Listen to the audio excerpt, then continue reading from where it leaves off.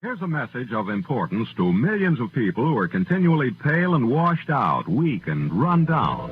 Doctors will tell you that these conditions are often caused by a deficiency of iron.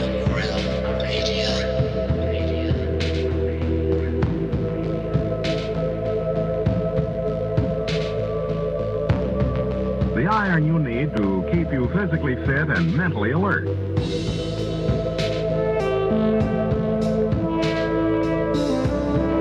Medical studies show that 2 out of 3 women and many, many men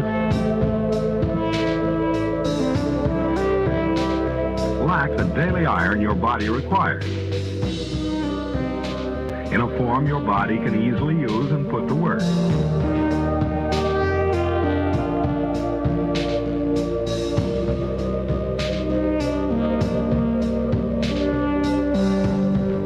Every dose gives you more than your daily minimum iron requirement. We are the way, we are the way, we are not alone.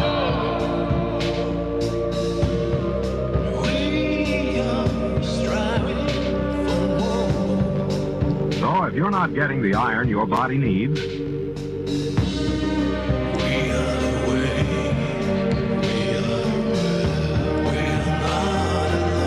if you feel weak, run down, and are easily upset, We are striving for more.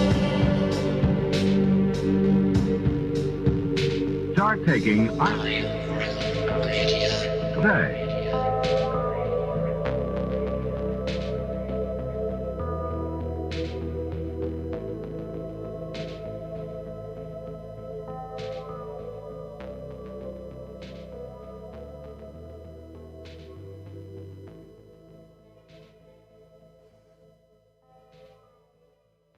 The iron you need to get what you want. It's Friday, my dudes.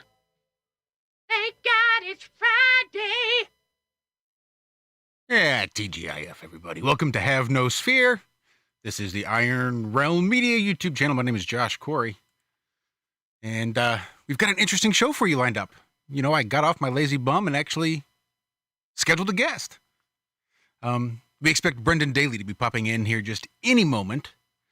He's a very, very busy man, as he will tell us when he gets here. So I think we were lucky to get any time with him that we do. So before then, let's just say hello to everybody. Say hello to the panel. We'll start off with Miss Cammie Nodell. Cammie, how in the hell are you doing? How are you enjoying your new house? Hey, you know what? I'm loving my new house. It grows on me every day. I feel really, glad to be here. A couple things you don't like, but life is always that way. But overall, I'm really enjoying the river and the trail and everything about it. It's good to be here. I'm glad that if I was going to just jump up and land somewhere, this is really a good place to land. Thanks. Well, we are thrilled to have you here every time you show up. We love having you on, Cammie. I wanted to be with you guys this morning. I actually was up for the show this morning, and I don't know what happened. It just could be that it was at 4:30 or 5 o'clock in the morning, but I went to stand up, and everything got dizzy on me, and I could not. I'm dizzy this morning, like complete, where you feel nauseous, that you're so dizzy, everything is spinning. So I don't know where that came from. I might be allergic to early morning. I'm hoping not, because I really want to come in and join you guys a little bit more in the morning, and I'm feeling a bit lazy about not doing it. But one of these days, I'm going to make it. One of these days. We hope to have you back. We do enjoy having you over there in the mornings. It's nice to mix it up. We were just saying that today, even, that feels like it's getting a little bit stale. We're just awfully tired. Basically, I was listening to you guys say that live this morning. Yeah, it's gross. Just the amount of space. I mean, it was funny 3 years ago. Oh, look, it's the same story. It's space lettuce again. Look, space lettuce again. It's the same story again. And 3 years later, it's still, we're just repeating stories we did a year ago. Every week, it's space lettuce, because every week they're rehashing the same bullshit they played on us before. Or just maybe an occasional new, totally ridiculous concept of diamond-crusted planets, or planets where it rains diamonds, or, I mean, there's ton of them out there that are just completely bonkers. What's that? Halloween's coming up, Josh. Halloween's coming up. You know there's some special space lettuce for Halloween. Of course there is. Always is. Jack-o'-lantern. I had Skull some. meteor. The skull always comes out on Halloween, as I recall. Yeah. We should let you introduce everybody through there, but I actually had some really cute stories for you this morning that were on my notepad. Things like science alert: penis bones come in a variety of bizarre shapes, and that's no mistake. Okay. You guys, I'm telling you, you missed me this morning. We did. I was loaded, or unraveled, or astronomers unraveled dark matter puzzle. They've got it all figured out, them astronomers, because they're so good at science. And Well, I wonder what you call dark matter once you find out what it is. well, it's dark matter because they don't know what it is. Right. So, So if they know what so it is, yeah, it's light matter. there's a bit of a paradox there. But yeah, let's go ahead and introduce the rest of the people. I'm being terribly rude, but I did miss you guys this morning, and I listened in, and I wanted to stand up and get those headphones on. The universe would not cooperate, though. I know how that is. Well, we're glad you're feeling better and you could join us this evening. Wouldn't miss it. Ooh, I squeaked. Let's say hello to the Adam Meekin, since you just popped in there a minute ago. Adam, how are you doing, sir? I'm not bad. Sorry about that. I couldn't help but pop when Cammy went off on. It is. It's kind of seasonal, and like I said, we're getting ready for that. And just what I say, yeah, dark matter. You're right, Josh. It ceases to be dark matter the second you identify it, and it fills a mathematical hole that isn't within your model. The void that is not. What is it? The 10 to the power of 10 error that is within the model, as Mika Kachu says. As soon as a portion of that is filled and you identify it, it ceases to be dark matter, doesn't it? But yeah, evening. Evening. Nope, I'm right there with you. Doesn't make any sense to me. No. You know who else will be able to tell you all about it is Walter, because Walt cut a little promo using some dark matter quotes that I will not play right here. Walt, how are you doing, sir?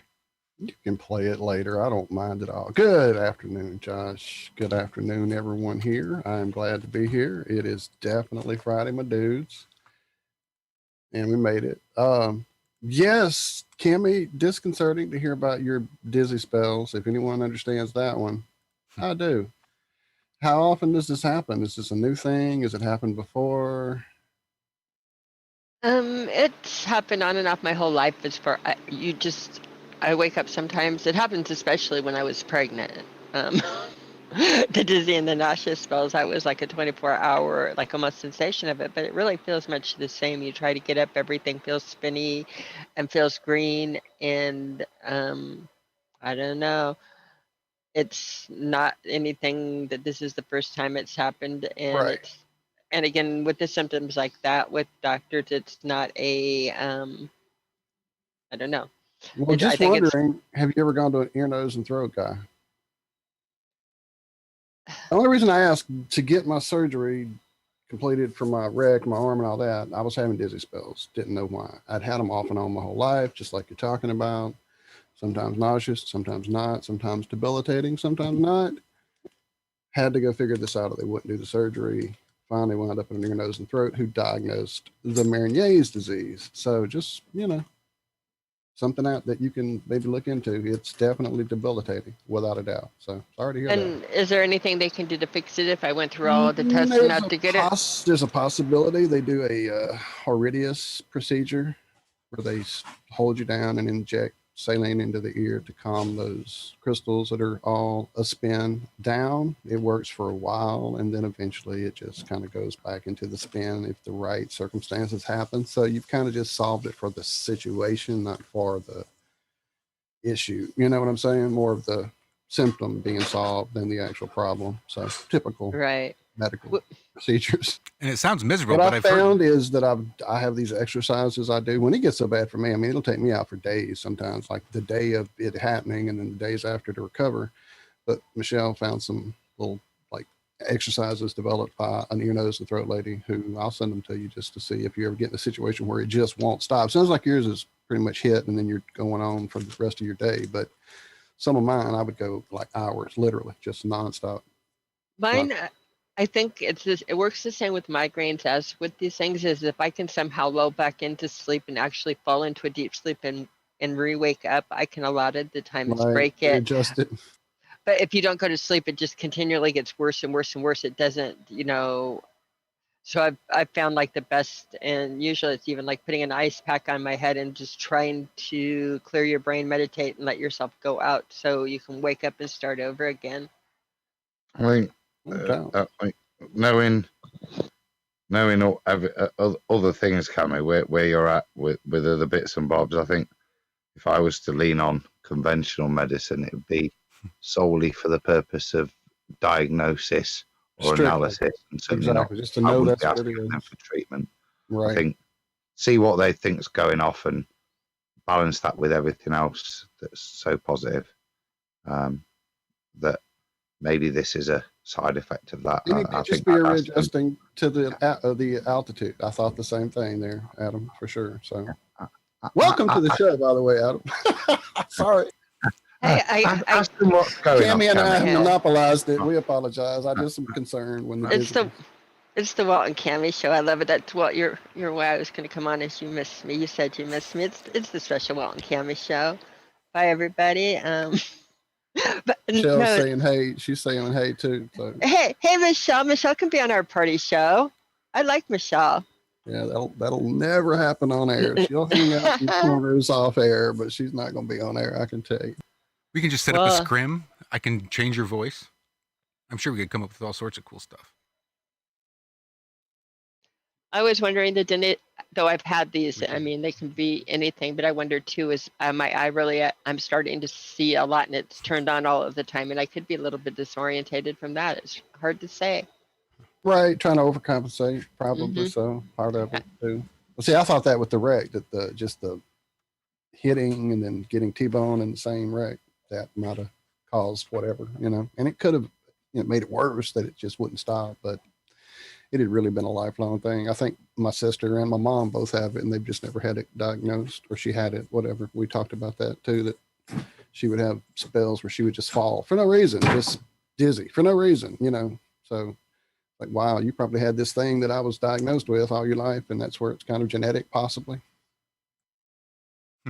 But we'll shut up and let the rest of the panel get on the show, damn it. Sorry, guys. No, it's all right. Because we still got Zachary Zabala. And since we're here on YouTube, you may recognize Zach as Good Times for All. And his channel over there, been doing some awesome stuff for a long, long time. Our local river otter. Zach, how the hell are you? Hey, Josh. Hey, everybody. Doing good. Went out fishing again. This is my new type of fishing. I didn't, it came down to the point where I couldn't justify fishing because I didn't keep the fish and eat them. And I kept hurting them, and I couldn't justify it. I mean, I know how to catch fish without a fishing pole. So me saying, oh, it's just practice in case I ever need the fish to eat one day. No, I was doing it for enjoyment. So I quit doing that. But this is my new way to get out on the water, and now I get to be in the water. But just to be out in nature and not, surrounded by electricity all the time. Mm-hmm. This is my new reason. So I didn't catch any big lunker gems today. I got a nice one yesterday evening, though. A real nice green, I forget the name of the stone. Cammie was telling me the name of it. But it's common around these parts. Yeah, it's crazy, all the gems that are in the rivers. When you get down to the real fine stuff, I mean, it's too small to even keep. They're like flakes.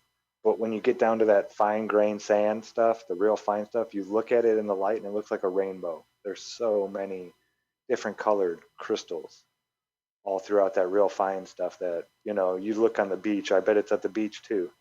Is that a mountain flow that you're playing in? Do you know if it originates off of a mountain? Yeah, I'm pretty sure, because when it rains, it really picks up and brings in a whole new bunch of silt for me to go like that through. in Oregon, like in certain areas below Mount Hood and different places there, you know, if you get in the stream and play around, you're going to find all kind of pretty rocks for sure. And if you really spend time, people have come up with big chunks, like nice, making some money kind of chunks, just playing around, skiing at the Yeah, bottom they're of out Mount there. Hood. I mean, I've been watching a lot of videos on this stuff, and the guys that know what they're doing, they find the dried up riverbeds, and they go out there when they're dry and not running, and just What was dig with that the movie? shovel and pull it out. And Some movie I just watched with a guy, and he was like at the base of these mountains, and he's looking at the angles. And what was that? Oh man, I don't remember. Some movie, and he figures it out, and he goes to his little gold spot. It was I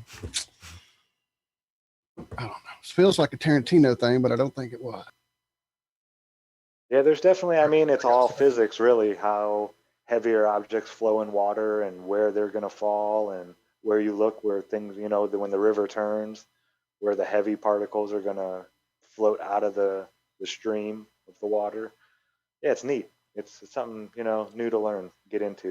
And you never did really describe what it is you're doing. You're actually out there panning, yes? Like for gold. You're panning that stream for gold and coming up with all the sediment at the bottom and all the heavier stuff. And amongst those are these gems and crystals. Kemi, what was the name of that crystal you said it was? I think he had some peridot there, and he had real fine peridot, like the Jimmy, you know, not just washed out, but a Jimmy, a lot of close to that emerald green color that's right on. From the crystal itself, it looked more like peridot than beryl or emerald. I haven't. This is everybody. I am a gemologist, and this is finding it in nature, where it's always been brought to me all shiny, polished, and mounted up in jewelry. So it's a whole different way of looking at things, and I can't tell you how much better I like it. The river and the property has been really, really good to Zach. He was born to be in a river. I mean, he was born to be out there playing with it. You can see it. He lights up. It's so nice.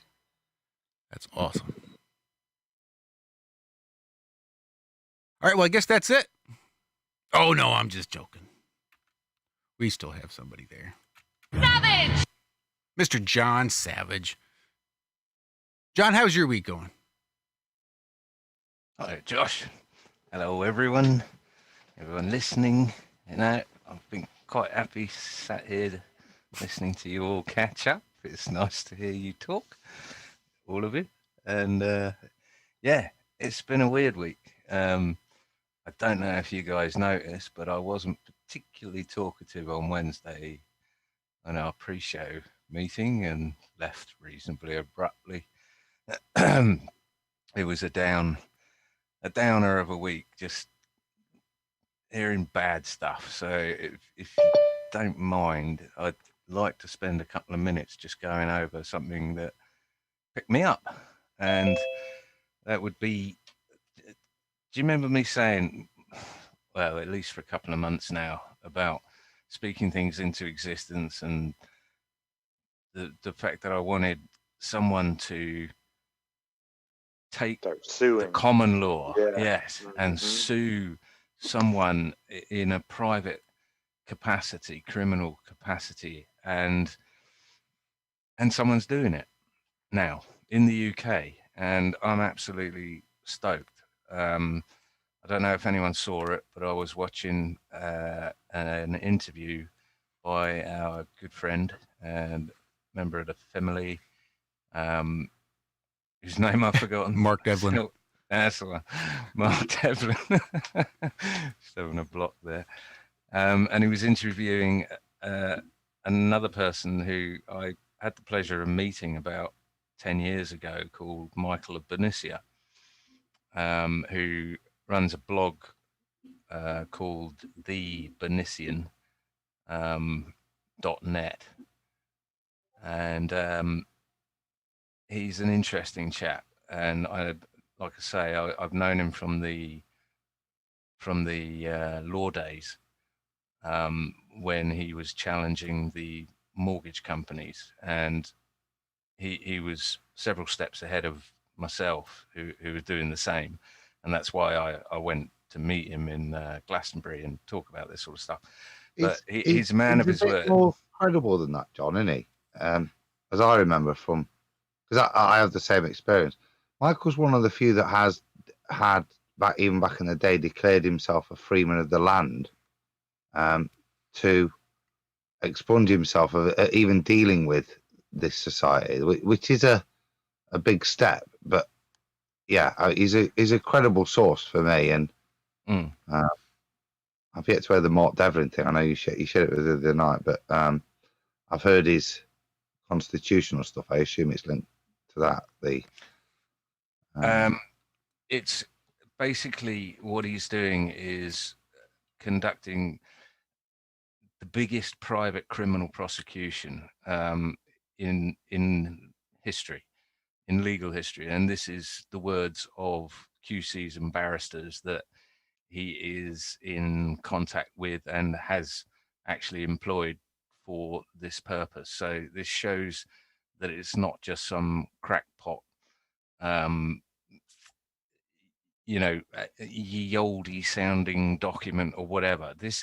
What Michael's doing is personally noticing every single member of parliament in the UK prior to them voting on whether to extend the Coronavirus Act for another 2 years. And he's put them on notice that if they either throw it out or they will be prosecuted for crimes of fraud, treason, and genocide. And this isn't just words being thrown out there. It might be a good idea, Josh, if would you be so kind as to read the notice to the MPs if people would oblige? For sure. That'll be handy, won't it? That makes sense now, John, what you're saying. That because obviously I know he'd served a common law. Here's a constitutional thing, but as you said, if he's now gone to the point where he's at least informing them so that they can't claim a kind of ignorance status with regards to their next actions, that's... I mean, he's noticed every single member of parliament, and he's in liaison with, and like I say, has taken the services of a barrister firm that specialize in jury trials against fraud, which is notoriously hard to prove, but they have taken his evidence, his claims, and they can't find a problem wrong with them. So they have decided to take the case under his instruction with a unnamed claimant for obvious reasons at this moment. But this is exciting stuff. This is what I've been begging for someone to do. If I had my wits about me, just got to put it out there in the ether. That's it. You speak it into existence almost. And I'm not one to join on the bandwagons of different things unless I see that they have legs. And this one, I believe, is exactly the way forward. They've been approached by court clerks with 20 plus years of experience saying, thank God someone is doing this, because they couldn't. And it's exactly the right route to go. It's a common law route with rights based in our from day one, that is not going to be judged by a judge. It will be a jury, a jury of peers judging this. So we can, be semi-confident that it's not going to be hijacked and just thrown aside. This is big stuff as far as I'm concerned. But Josh, would you do us the honors? Sure. Here lies the notice of intended private criminal prosecution, which was served upon every serving member of Parliament by email this morning for and on behalf of the British people. And here's the notice of intended private criminal prosecution. Dear sirs, you are hereby served notice that it is my intention to lay information in a private criminal prosecution against yourselves, alleging that the following crimes have been committed against the British people. 1. Section 2 of the Fraud Act 2006 has been repeatedly breached in the enactment of the Coronavirus Act 2020. an act which was founded upon a series of dishonest statements relied upon by every serving member of Parliament, namely that A, there was a genuine public health emergency, which justified the draconian measures taken. B, that there was a legal basis for such an act to even be passed into law. C, that there was no viable alternative course of action that could be taken to, quote, flatten the curve, end quote, of alleged COVID-19 deaths. 2, in addition to the CV Act, unlawfully purports to have suspended the democratic right of every Briton to remove the government from office, as well as the individual rights guaranteed by the common law, which are beyond the jurisdiction of the legislature. 3, the CV Act also purports to have legislated for the falsification of death certificates, which has enabled the government to grossly inflate the number of people who have reportedly died of the COVID-19 virus, which, in any event, has never actually been proven to exist. 4, nevertheless, the ONS data shows the government policy which was enabled by the CV Act doubled the average 5-year UK mortality rate, which is considered tantamount to genocide under international law, when the fatal refusal of care to patients in care homes and hospitals is taken into account. Furthermore, the enactment of the CV Act also comprises a fundamental breach of the Treason Felony Act, 1848, in that it treasonously purports to authorize ministers of the Crown to govern the people by royal decree or proclamation, which is strictly prohibited by the Articles 1 and 2 of the Bill of Rights of 1689. In any event, as Lord Coke, the draftsman of the Petition of Right, said in 1610 decision of the Thomas Bonham versus the College of Physicians and Company, commonly known as Dr. Bonham's case, in the Court of the Common, please, in many cases the common law will control acts of Parliament, and sometimes adjudge them to be utterly void. For when an act of Parliament is against common right and reason, or repugnant, or impossible to be performed, the common law will control it and adjudge such an act to be void.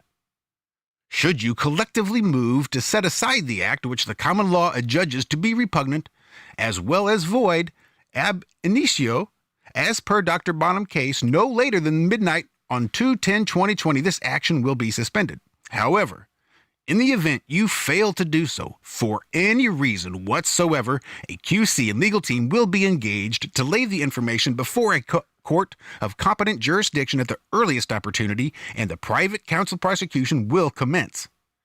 Please be advised that a grand jury of the people has already been determined that there is sufficient evidence to indict every MP for fraud, treason, and genocide. This is your last chance to leave your mark on the right side of history, because there is no jury that would not convict every complicit member of the Parliament on the charges that will be laid. Nevertheless, I trust that you will see the devastating error you have made before it's too late. Yours sincerely, name redacted, for and on behalf of the British people, all rights reserved. Cheers, Josh. Yeah, it's important. So if this is your sort of thing and you want to keep up with it, then can I suggest the best way to keep up with it would be to go to www.thebernician.net. That's BERNICIAN.net, and sign up for onto his email list, because they will take down his YouTube, his Twitter, his Facebook, and everything else. But this is his website, and yeah, I'm just, this has given me a lease of life. This is good, and I'd be interested to hear what others think about this. Thank you. Sorry, I was just trying to copy and paste that link, and of course it is 14 miles freaking long, so I just cut it down to just the link to the website. But they are both there in the chat. Thanks, you all. Beat me to it. And they'll be in the description as well. Good call. I might have to try to get around to do that. But I do see we did get joined by Brendan Daly, the man of the hour, or the half hour, or whatever few minutes he has to be able to grant us. Brendan, it's an awesome chance to talk to you again. It's been like a year and a half, something, since we've had a chance to talk to you. What in the world has been going on with you? Yeah, Good. Is my volume good? Yep, you sound beautiful. Awesome. Yeah. Yeah. I just I took a step back, man. It was getting a little too much. The pregnant wife had another kid, and then about to have another kid, and I kind of just put some priorities ahead of some other ones. You may be a little low on your volume.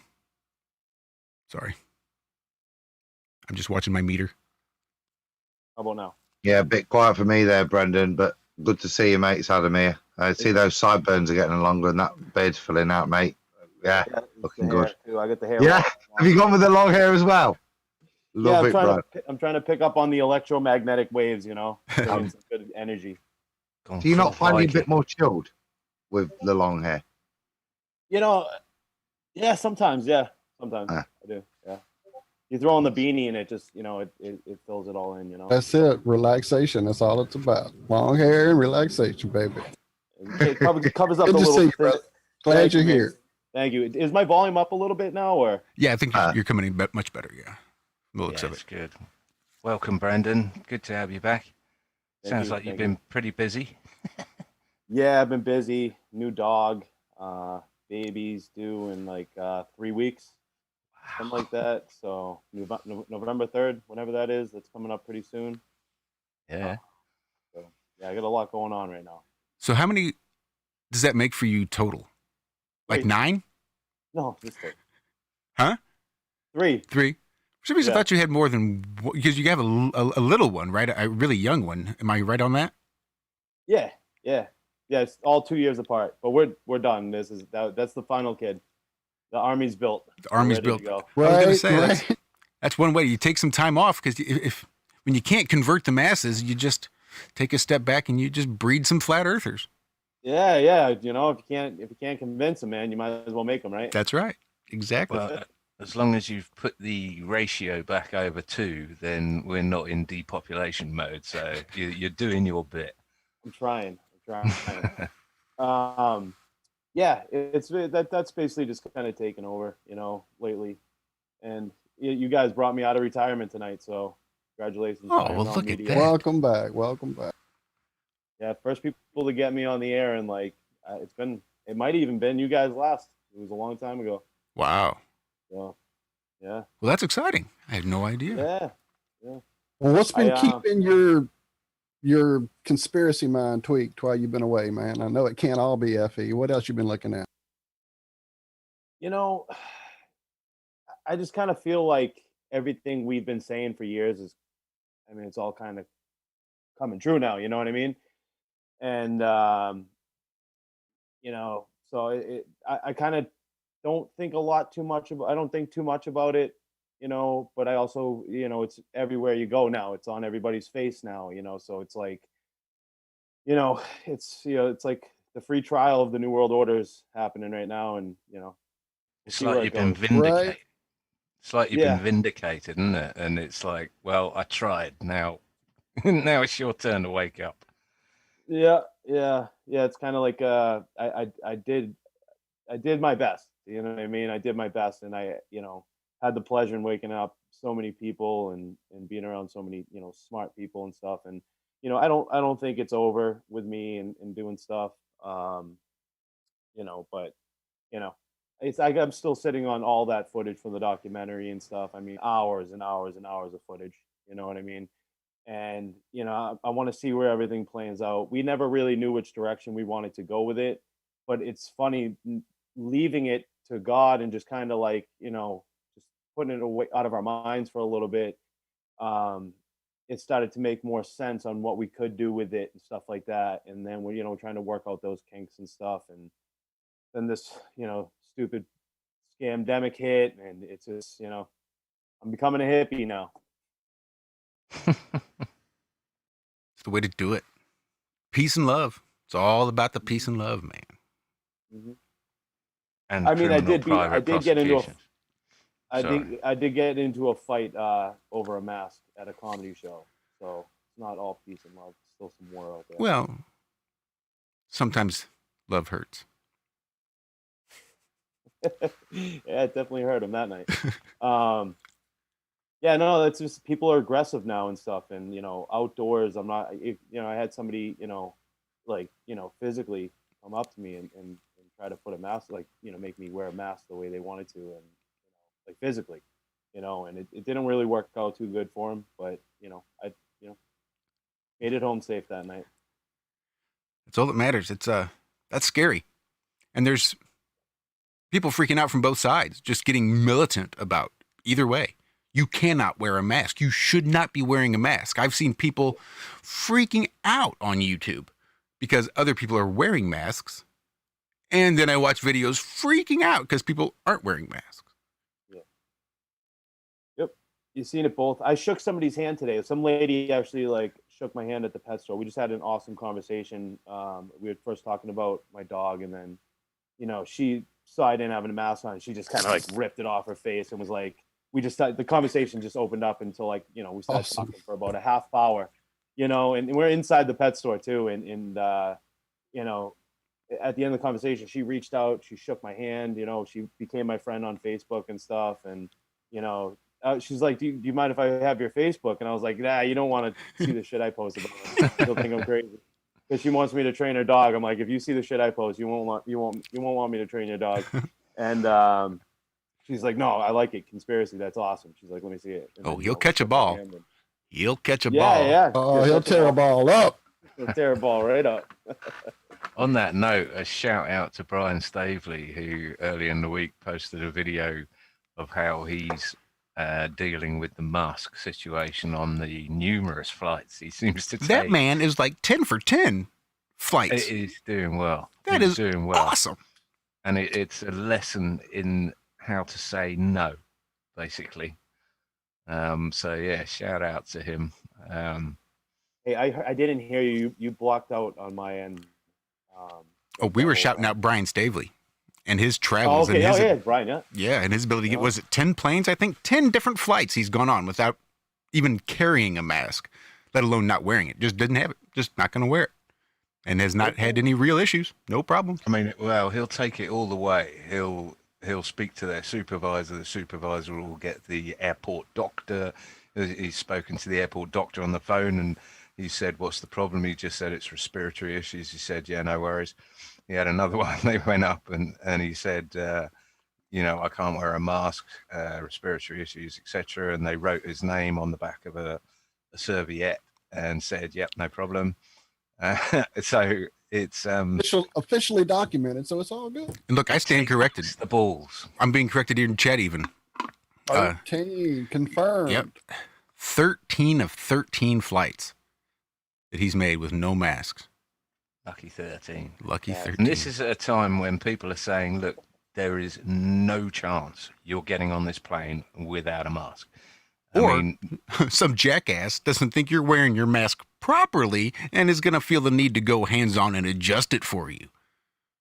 Yeah. That's I like the not so much as defiant as Brian, but the kind of standard civil disobedience. Have you the little tubes of Pringles that you get on a flight when you order a bag? You get this like a quarter-sized tube.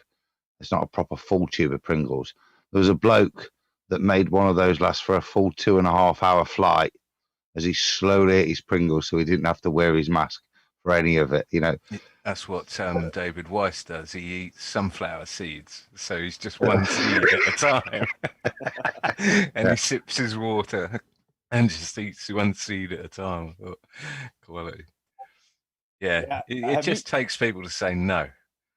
Sorry, Brendan, go ahead. Yeah, I was gonna say I was at an airport I've only been picking people up at airports recently. I haven't gone on any flights, but man, they're creepy.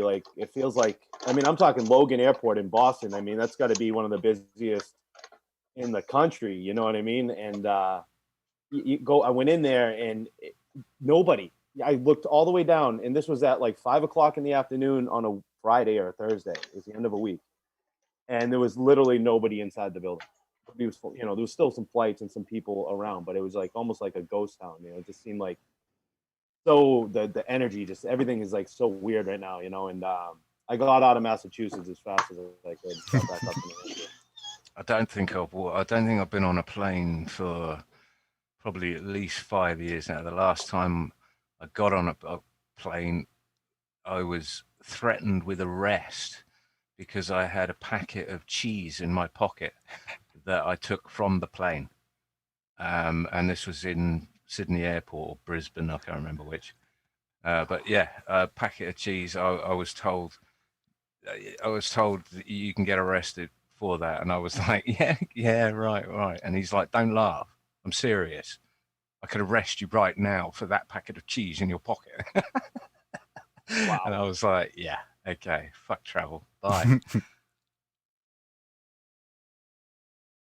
I'm trying to think when the last time I was on an airplane, and it's been a hot minute. I had an odd COVID Star Wars moment this afternoon. Oh, what a combo! Right. So I went to get Leo because we tried the first wet shave, and so I went to get him one of a little electric shaver just to mow down that bum fluff as it's coming through. So I went into Sainsbury's. Heavy gauge blade, I hope. I mean, you got to get that stuff out of there. It's rough. How old's Leo? He's 15, so it's just creeping through. But there's not enough there to get a blade on it, and you know what I mean. So it just needs a bit of hedge trimming, cutting back. So I went to get him that. So I went in Sainsbury's, and went in. You know, people are looking at me because I've not got masks. I mean, 95% of the people in there had masks on. There was a few brave souls. So I got this thing, and kind of left. And as I'm leaving, I'm just left by the shortest route exit, which was the same door. So this woman went to me, you got to go Endor. So, and I speak Nottingham, yeah. But I look, when sometimes somebody says to you, and I looked at her and I said, sorry, say it again. She says, you got to go Endor. And all I heard was thinking, I've got Ewoks in my head. But in Nottingham, that means you've got to go and use the end door. But literally, I said, I'm sorry, Doc, you're going to have to say it again. So she finally said, explain it to me. So I said, okay, I will comply. But I think any kind of non-straight compliance, I think, is useful, whether that's Pringles or even in my case. Did she have a mask on? Ignorance. No, but she did have a fake police jacket. Oh, right, a floral. It looks like it didn't have police on it, but it looked like it, but it didn't have the words police on it. But honestly, she was funny. And as I went, one of the ladies who works in there, I know she's one of my patients. So I just said, I don't know what just went off there. Says, I'm ever so sorry. She just kept telling me to go to this Ewok planet, and I didn't have a clue what she was on about, Doc. So I tell her no offense was meant, but I just felt the disturbance in the force. I don't go to a lot of shops, right? Since none of this, because I go to work and I go home. Do you know what I mean? And do whatever. So to go in and then this woman just go to me, you've got to go to Endor. Thinking, what the fuck's going off? What do you mean I've got to go to Endor? Anyway, sorry, I digress. I'm glad you have trouble understanding Northerners as well.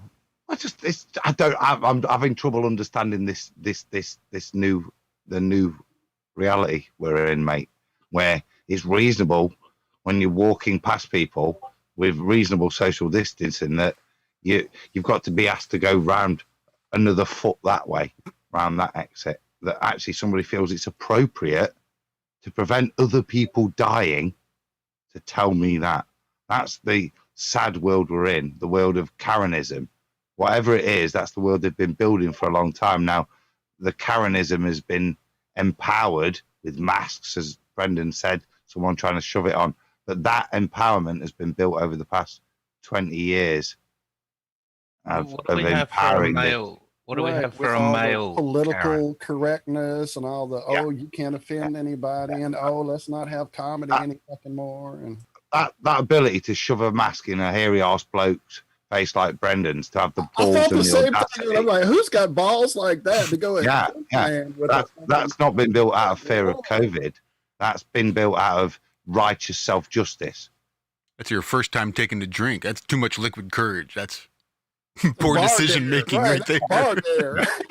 No, well, here's the thing, right? So the guy was like a 6'5" like liberal from Boston, right? And I'm not, you know what, you guys know, I'm nothing, but he's one of those like, you know, like really, he wears the militant boots and like, you know, fuck Trump, and you know, he's just one of those guys. He's so passionate, like, but so like, you know, those type of dudes, and then Boston's filled with them. You know what I mean? But he happened to be up in New Hampshire doing a outdoor comedy show that my buddy was performing at, and he works for the comedy whatever. So I'm not getting into too many details, but yeah, he felt like he had the liberty to do that, to come up to me, and it, you know, it didn't end pretty for him, you know.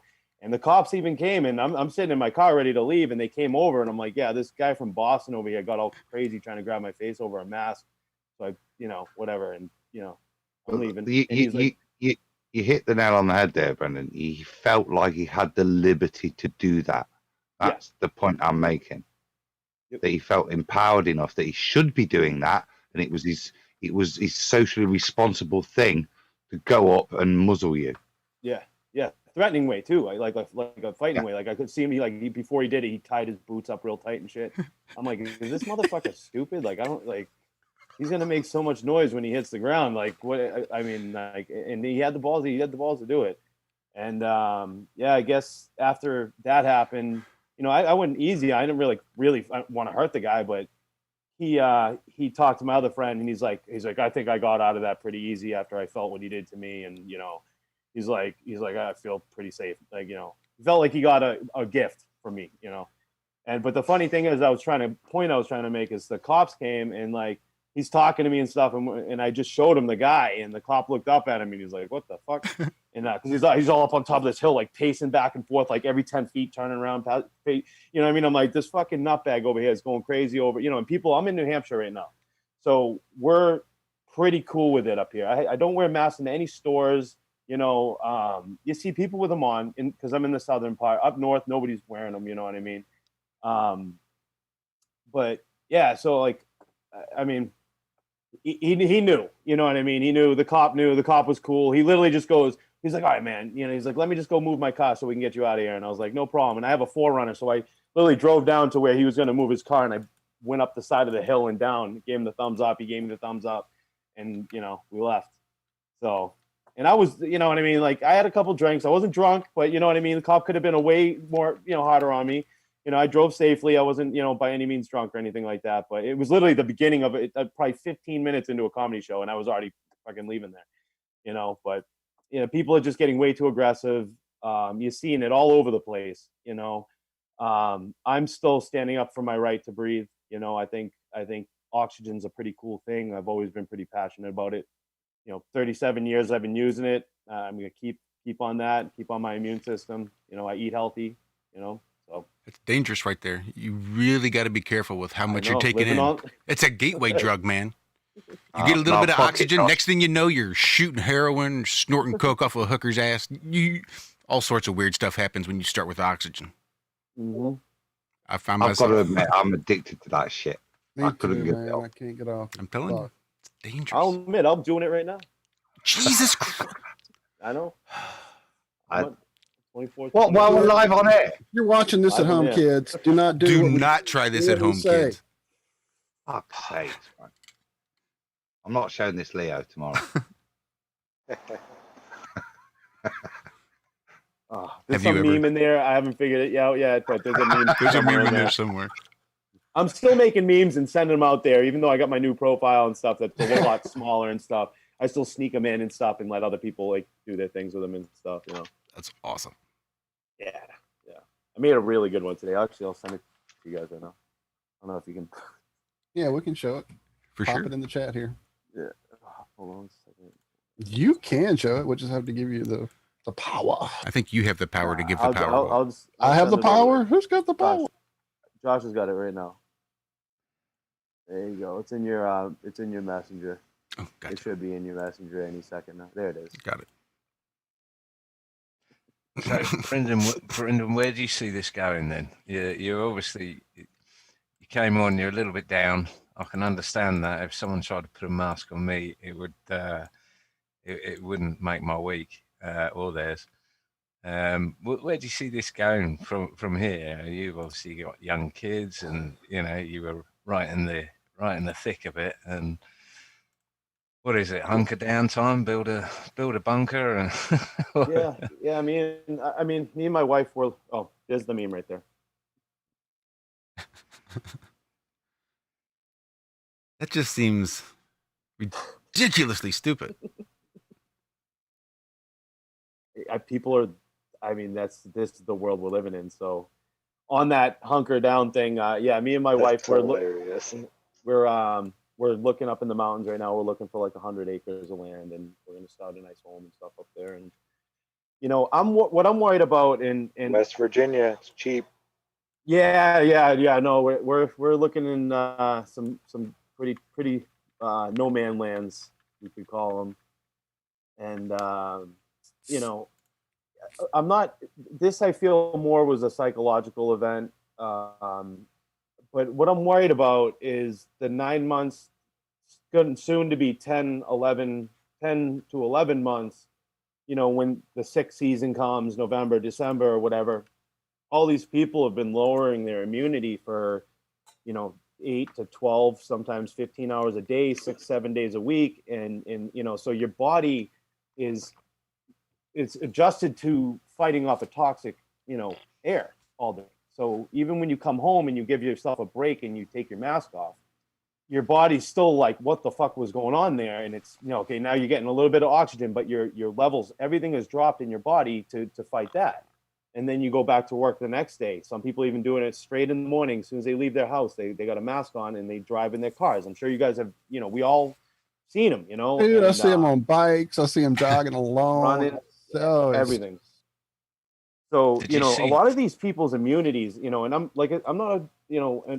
not a specialist in, in any way, shape or form in this way, but it doesn't take a genius to know that if you're constantly lowering your immunity, when what's this second wave going to look like? Is it going to be a lot of children, and is it going to be a lot of deaths? Is it going to be really like to fool us? Because all the truthers right now, like all the truthers are, we get it. There's a lot of people that are not afraid of this.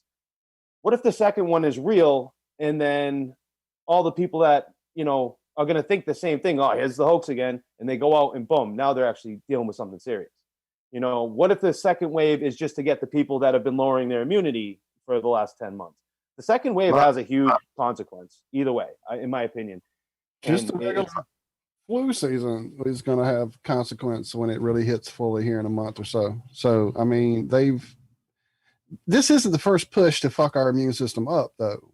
For what, like you say, I'm not a professional, but I know using antibacterial soap since the time it's come out has affected humanity. Trust me, killing those things on you that you need is idiotic. I listened to a lady in the line this morning going, I don't know why my hands are so broke out, as she's rubbing freaking antibacterial goo all over her hand. It's like, that's basically where MRSA came from, isn't it? But it's not just the mask wearing either that's lowering people's immunity. I mean, it's the constant fear, anxiety.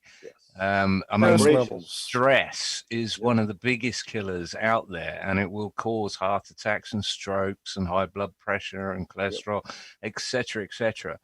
And the psychological stress that most people are experiencing at the moment, I would be almost shocked if the second wave isn't a major killer. As the first wave has been a major killer, it just hasn't been reported to this date. Anyway, the figures haven't been surreptitiously leaked out and just forgotten about. But yeah, absolutely, the lowering of the immune system by this psyop, basically, it's intelligence warfare against the population. It's going to have a huge backlash. Well, we're going to start seeing kids dying. That's the thing, though, because no kids right now. I don't know. Maybe people have heard of children dying. I personally, what I've seen that there's like, it's really not kids and healthy adults, or they're just not dying from it. Like, and then that everybody that is like older, underlying, whatever. But what I'm afraid is the second wave, like the ignorance of these parents is going to kill their children. These poor kids that they're you know what I mean? Like, if your body, if your immunity is down 60-70%. and you get the flu, like bad flu, or a bad pneumonia or a bad cold, you're dead. You know what I mean? You're dead. Very The possibly. pneumonia can kill you. I almost died from pneumonia when I was 18 years old. The doctor told me if I didn't come to the hospital that night, I probably wouldn't have woken up the next day. That's how bad the pneumonia had hit me. Yeah. And I've heard of child deaths as well during this. I've heard of 3 children dying because they were wearing masks whilst doing games at school. And this was in Germany. There are also cases in China as well. And yeah, this is the stupidity of the whole thing. Healthy children are dropping dead from wearing stupid masks whilst doing physical exercise. Sorry, Adam, you've been dying to jump in there. It's hard. Well, yeah. Adam, how you doing, man? Yeah, just probably to get a bit more spiritual on this, rather than necessarily the paradigm of masks. What can I say? I had a consultation this afternoon with a lady talking about a daughter. Well, we were just talking about ways in which she didn't want to go down the conventional route, and she wanted to talk to me about CBD oil and stuff. The reason being, her daughter can't sleep. And it's all this anxiety and stress of what's going off. Now, for me, whether we're not sleeping anymore, there's a disturbance in the field, and if anything's making us all more susceptible to this, and our anxiety levels, I think, are correlatable to our level of susceptibility with regards to, and this is the next point I want to make, a second wave, then I think that's the biggest service of point to the if there is a hidden agenda with this and the input. Now, regards to the second wave, I'm not so sure with the coronavirus that, as predicted by Bill Gates, it's going to necessarily come back bigger, harder, stronger, faster. I think that is pre-programming. However, what that doesn't preclude is the Corey paradigm, which, respect to him, he called back at the beginning of this, which was to say, yeah, whatever it is, they can do all this, they can do the vaccines, you take the vaccines. The reality is the woke aren't going to take it. That doesn't then stop them releasing a second, much more not necessarily virulent, because something's ability to spread tends to be inversely proportional to its ability to kill. But maybe to put something out that's much more, because the one thing with COVID is it doesn't have a high mortality rate, but maybe put something out that has a much more higher mortality rate. That could be the next thing that's released as wave 2, which then does convince those to go and have a vaccine. I think there's a lot of I don't see the second wave. I don't see the second wave as being anything to do with COVID. I think it's the culmination of the fear and the build-up of what we've been put through in the last sort of 6 months or whatever that will bring on a second wave, not of COVID, but of just fundamentally, John. Statistically, for me, what I see that with regards to, I'd say a general reduction in our overall immunity. It's occurring psychologically, and I think psychologically is one of the most important things for why we pick up colds. It's not why everybody in the house doesn't get one, but we're now heading into the actual flu season, that seasonal flu, that thing we've all lived with and we never felt the need to shut society down for, which will invoke these deaths. Now we know what they're going to be ascribed to, and that's, I think, is what probably statistically, certainly for the next year or so, will be called the second wave. This next level of statistical bullshit. Second fraud. Yeah, well, totally. And one to add to the private prosecution. Go ahead, Brendan. I saw that there's actually like a coronavirus in the flu vaccine.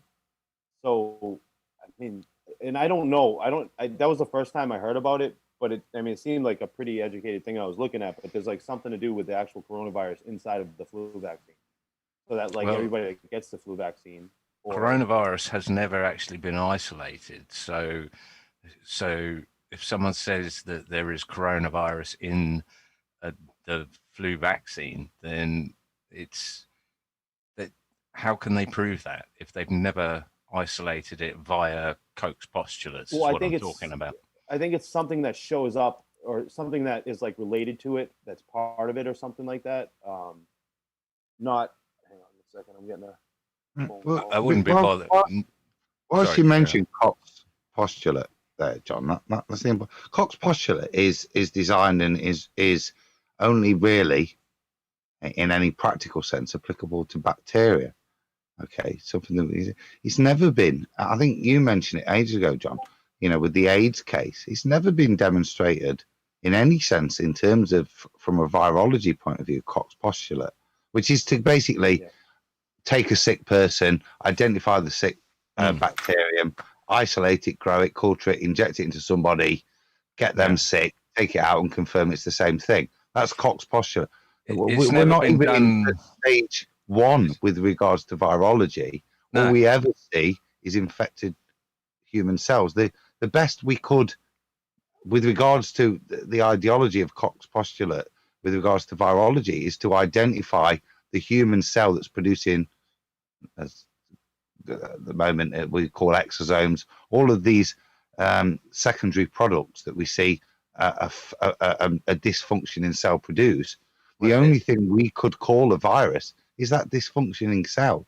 That's the only thing with regards to Koch's, it's a nugget of protein, isn't it? As far as I know, is what they call a virus, and what also comes under the definition of an exosome as well. So, Koch's postulates have never, and I'm interested why you say Koch's postulates, but there you go. Because I'm common. It's never, as far as I know, it's never isolated. A virus, so-called, has never been isolated by Koch's postulates. Like you say, bacteria. Yeah, absolutely, you can isolate bacteria and fulfill Koch's postulates with bacteria, but not a virus. So we've done it. I think if you think of the first virology bits, you've got smallpox. So they take smallpox and give it to another person, the pus, and it gives immunity. That's not following Koch's postulate. You've got to take it, isolate it, culture it, and then re-inject the cultured thing that you've identified. That's the important thing, not necessarily a transference of immunity per se. There's 4 steps, isn't it? Bit. Yeah. And I hate to interrupt, I've been playing in chat and I've been listening, and I see BRV, shout out Billy Ray, but he's stating there in chat that it has been isolated. Not sure where that's from because I've kind of tuned out, I'll be honest, but would definitely like to hear from that. I'd be real curious, Billy Ray, if you could just maybe drop a little bit of reference points for us to Google in the chat. That'd be awesome. Something to look at. That'd be great. What I imagine is being claimed is, like you said, the RNA that's been amplified to, you know what I'm talking about, Adam, with the PCR test. Yeah. So with the PCR test, you're looking at things. Well, what is it that is specific to COVID-19? Which specific exosomes, protein markers what is it that's specific that they've identified is the unique point of COVID that allows a test to then confirm COVID over any other of the multiple matching, but sometimes different coronal viral proteins that you would be able to pick up. This is the point. Unless you can do that, you can't specifically say or isolate that this is COVID. Is that right? No, and that's why it could be anything. That's why you've got a 95% false positive results in terms of it in relation to COVID. And there is something out there that is a unique thing, because like I say, I have personal experience of that. But that was a long time ago. And it certainly isn't the thing that's being quantified and measured statistically because of the complete, and this goes back to Michael Bernacea stuff, the complete ineptitude and the knowledge of the ineptitude of the test and what it actually indicates.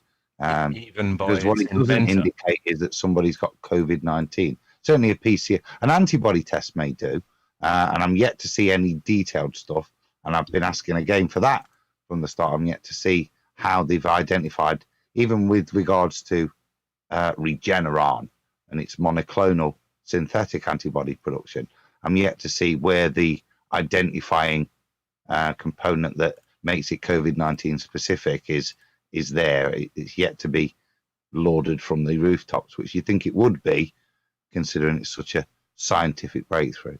Exactly. It's like NASA showing us a picture of the ball Earth, 24/7 that you could zoom in on. It would be so easy for them to prove. Why haven't they? And any entrepreneur, drug company that identified this has got this. This is the golden chalice. Look at this. Look at what I've done. Here's my Nobel Prize. I've saved the world. And even yet, there's thousands of medical professionals out there stating that this has never been performed, and even the CDC came out last week saying that it's not available. They can't produce COVID because it's not available. So even the CDC are admitting that there is no isolation test for so-called COVID. So I'd be well interested to see where people are claiming that this has been done, and to drill down into that, because we all know the devil is in the detail. Let's see. I've seen a few posts today and yesterday, maybe, of these makeshift field hospitals going back up, sitting empty. Nothing in there. And I saw Vagabond in chat saying that they just upped the capacity in the morgue where he lives. So it sounds like they're anticipating something. So I just thought I'd put that out there. Hey, Josh. They also had. Oh, sorry. Go ahead, Brad. I just want to say that I have an online tournament right now that I have to go compete in. You go compete. Do that, brother. We appreciate your time, and please come hang out with us more. It doesn't have to be lengthy at all. Just having some time with you. We miss you, friend. I'd love to get a full show in with you guys, to be honest with you, full Friday. So we'll work out the details. I know this was like short notice and stuff. I don't know if anybody plays Rocket League, but. Are you kidding? I just downloaded it. Oh, that's nuts! I just found it and downloaded it. Oh wow, yeah. I'm gonna get some skills up, and I'm gonna be patient. It takes a long time, dude. I've been playing for like 8 months or something. Now I'm competing and stuff, but it's like I still suck compared to these kids. Like that's nuts. Yeah, it's crazy. It's crazy, man. It's a good game. But I do want to say is, everybody, just the best thing we can do right now for our families and the vibrations around us, as we all know, is to just stay calm. We're constantly online and stuff, just take everything with a grain of salt and just, keep your families healthy, but remain calm. Like your home and stuff and your energy around you is like really important to your family. Nobody in here acts like we're in a pandemic. Here as well, friend. I'm so glad to hear that. You guys have a beautiful, beautiful energy there. I feel it all the way through. I see you're tired and stressed, but still the love is coming with it. So you have a great time. Appreciate it. Hey, we're trying to have your buddy Billy over here next week too. So hopefully maybe we can get something together with both of y'all. We'll talk. That could possibly work. Billy's I mean, me and him go way back. That would be amazing then. I was one of his inspirations and stuff. He used to tell me all the time because he's such a smart guy. And, for me to have the ability to get word out and him to have his brain, I used to tell him, like, listen, man, you don't know what you're keeping from everybody right now. You're so passionate about this. You need to start talking. You know what I mean? You need to start going. And he's like, I remember one day he was like, you know what? I'm going to do it. I'm going to do it, man. He's definitely done some powerful stuff. Yeah, people don't know. He was an engineer. He's a smart, educated, very, very, very, very cool dude who I swear I've never shook his hand because he's in Australia, but I know he's the type of person that would do anything for the people around him, and those are the people I like to associate myself with. So big shout out to Billy, and we chat a fair amount throughout the month and stuff. So I'll reach out to him and see what we can get going for next Friday. Thank you, man. Appreciate that. Yeah, he's been requested by multiple listeners. Yeah, that we have him on, so I reached out. So yeah, that'd be awesome. Oh, he's gonna give you guys an earful. I guarantee it. I love it. I guarantee it. Perfect. All right, we'll give your family the best. All our love, and good Stay luck. up that Rocket League, man. Absolutely, man. Hey guys, love you all the listeners, guys. Thanks for joining. You know, coming on. You guys, thanks for having me. All right? God bless you. Yeah.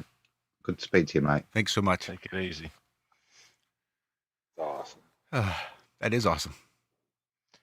See, I'm looking at chat. See, Look Joe at Thompson. you, John Savage.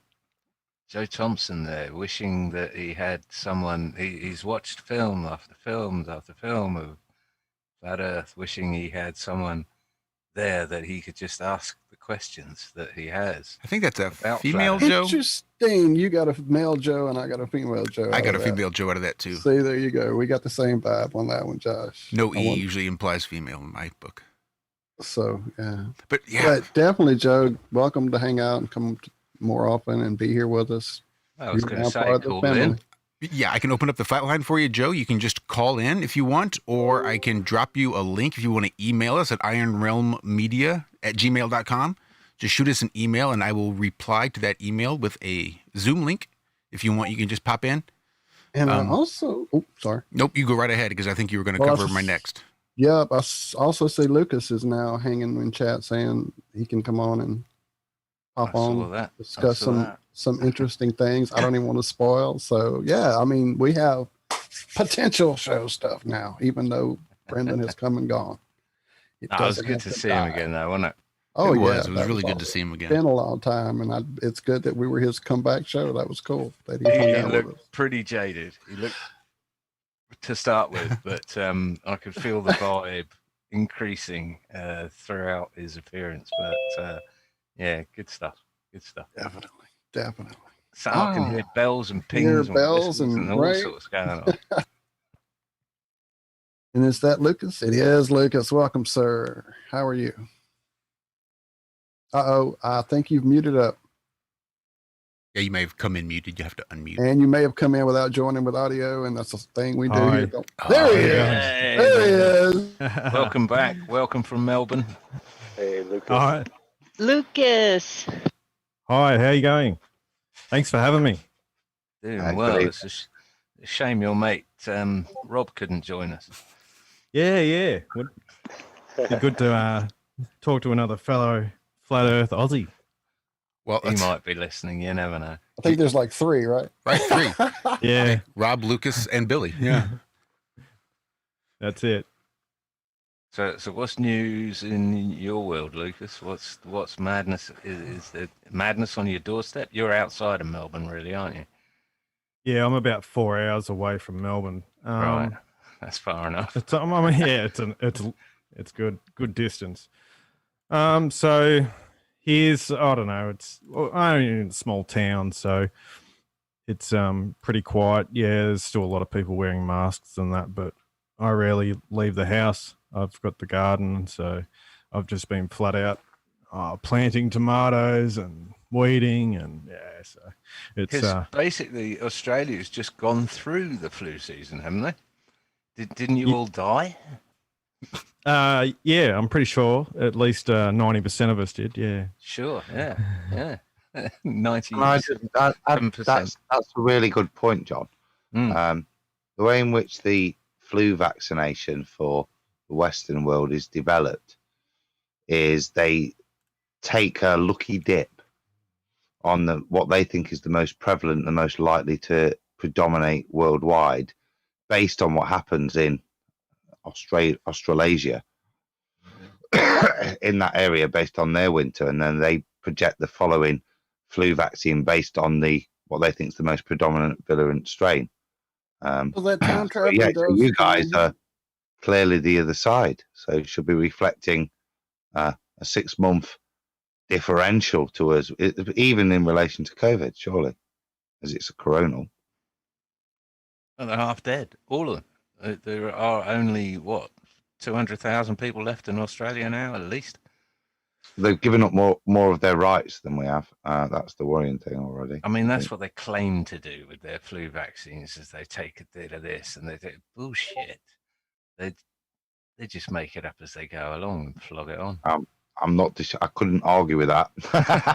I'm just telling you the rhetoric. But there's no live virus in the vaccine. It's called attenuated now, Josh. Oh, is that what they're calling it now? Oh, yeah. Well, which is means blasted to fuck, so it can't actually harm you, but you've got those little bits of protein that allow you to produce antibodies. Apparently, when they stick it in with a load of other immuno stimulants, such as mercury, is one of the ones you'll probably be aware of. Did we get a link for the isolation? I didn't see anything come through, but I may have missed it. Okay. So, Lucas, you got far more interesting things to talk about, like magnetics and electrics and the sky above us. Yeah, and I've been getting into the zodiac more, the calendar system, which our calendar system is off, as you'd probably know. And it seems that this idea of precession of the equinox is not real, as far as I can tell. I've found at least two different maps.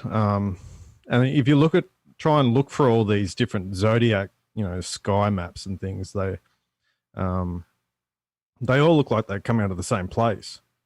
For one, they're all very similar, the way they're drawn and things. But also, I've found two different maps, and one basically has it 30 degrees out of sync, and so the time period that they give us, which is 1 degree every 72 years or something like that. Well, these two maps, the time difference between them shouldn't be that amount of time that they give us to move through the equinox there, the precession. Well, that doesn't line up, as well as where they've actually marked the signs for the zodiac, and the drawings themselves don't line up. So there's definitely a few questions there. And I thought, just in regards to the stars themselves, because they don't actually move away from each other, they seem to be fixed, and everything in our world moves and changes, and energy is not static at any stage. But the stars, their positioning from each other are pretty much static.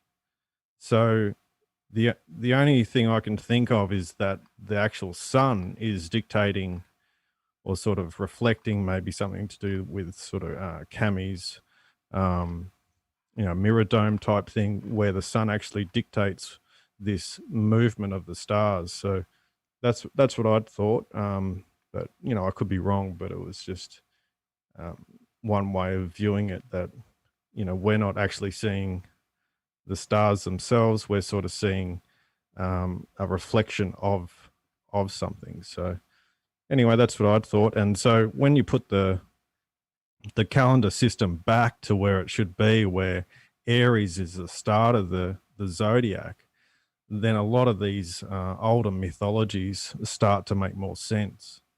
And so I've been diving into that sort of mythology side of things, and looking at multiple cultures and how they all line up with the same sort of mythologies, just different names of the star signs and stuff like that. So, yeah, Lucas, can I ask a question on that?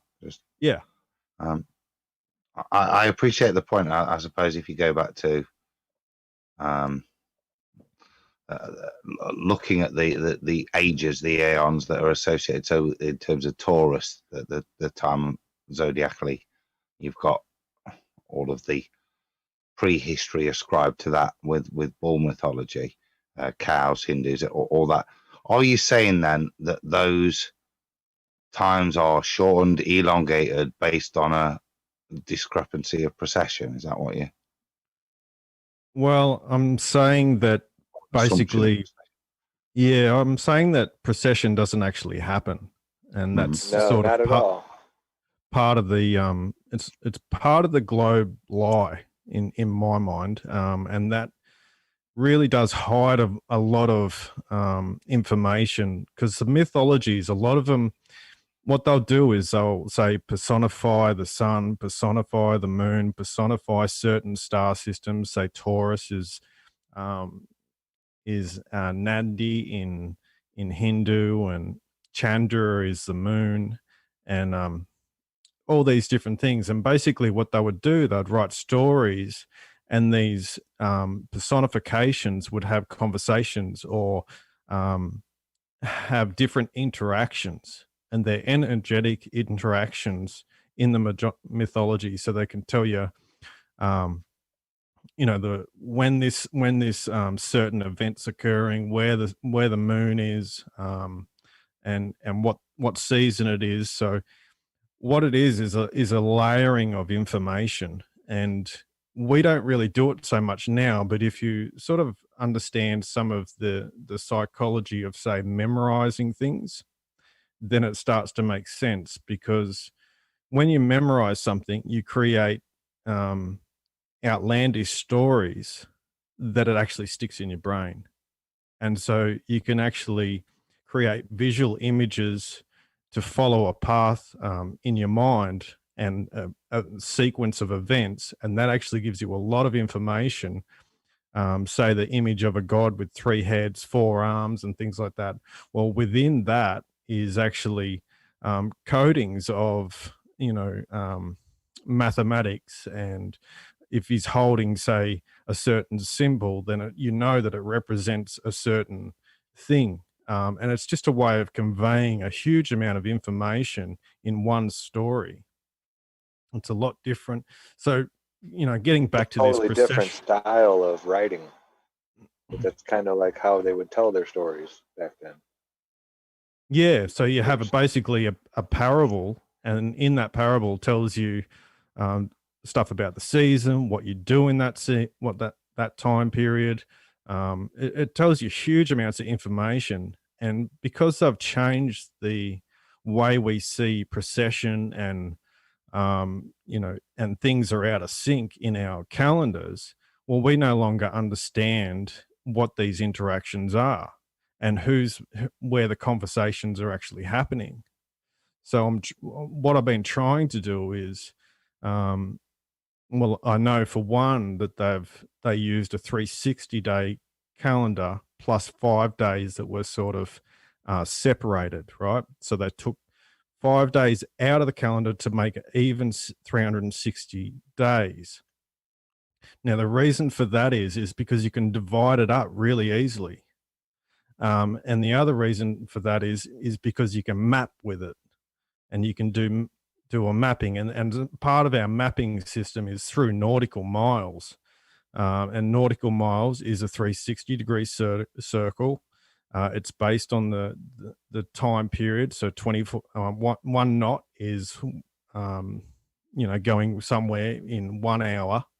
And you can divide the sky up into I think it's 21,600. So that frequency number is very important as well. So this gets back to sort of It doesn't tell you. universal harmonics and things like that as well. So there's just huge amounts of information encoded all in it. Yeah. So Back to the procession, real quick. A real easy way to go and see that it's not true. Ptolemy, supposedly, 1,850 years ago? I think he did it in 156, something like that, 165, somewhere around there, AD.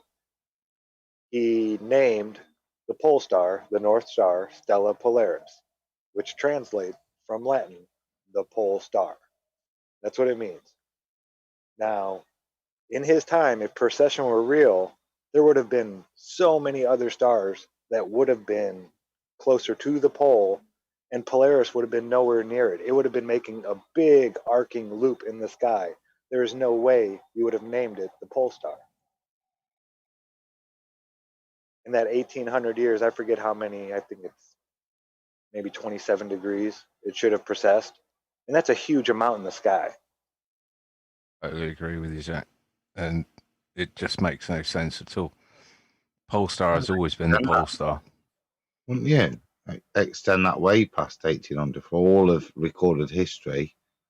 There's been one pole star. It's not wavered. Don't the pyramids have a shaft that still points to the pole star, and they've just said, oh yeah, over the years it's shifted and now it points to the pole star. Yeah, but they said when it was Vega, it was the star Vega, I believe. Yeah. That was it 4,000 years Yeah. ago when they were building the pyramids, blah, blah, blah, blah, blah. Horseshit. Well, that the pyramids and that relate to the Sphinx, and the point of procession is they try to, I think, I'll stand to be corrected, but isn't the Sphinx supposed to have lined up with the constellation of Leo at the point of the summer solstice 12,000 years ago? That's how they supposedly date this, based on this processional thing. I thought it just pointed east. Well, no, but again, is the Sphinx even a lion? But it's all fits in. It's all that's supported and evidence that apparently there's your evidence that, because there is no evidence for precession, because we have no time evidence for it. It's just a presupposition that we rotate on the spinning ball that wobbles. How could it line up with Leo, though? I mean, how can an object on Earth line up with a star constellation?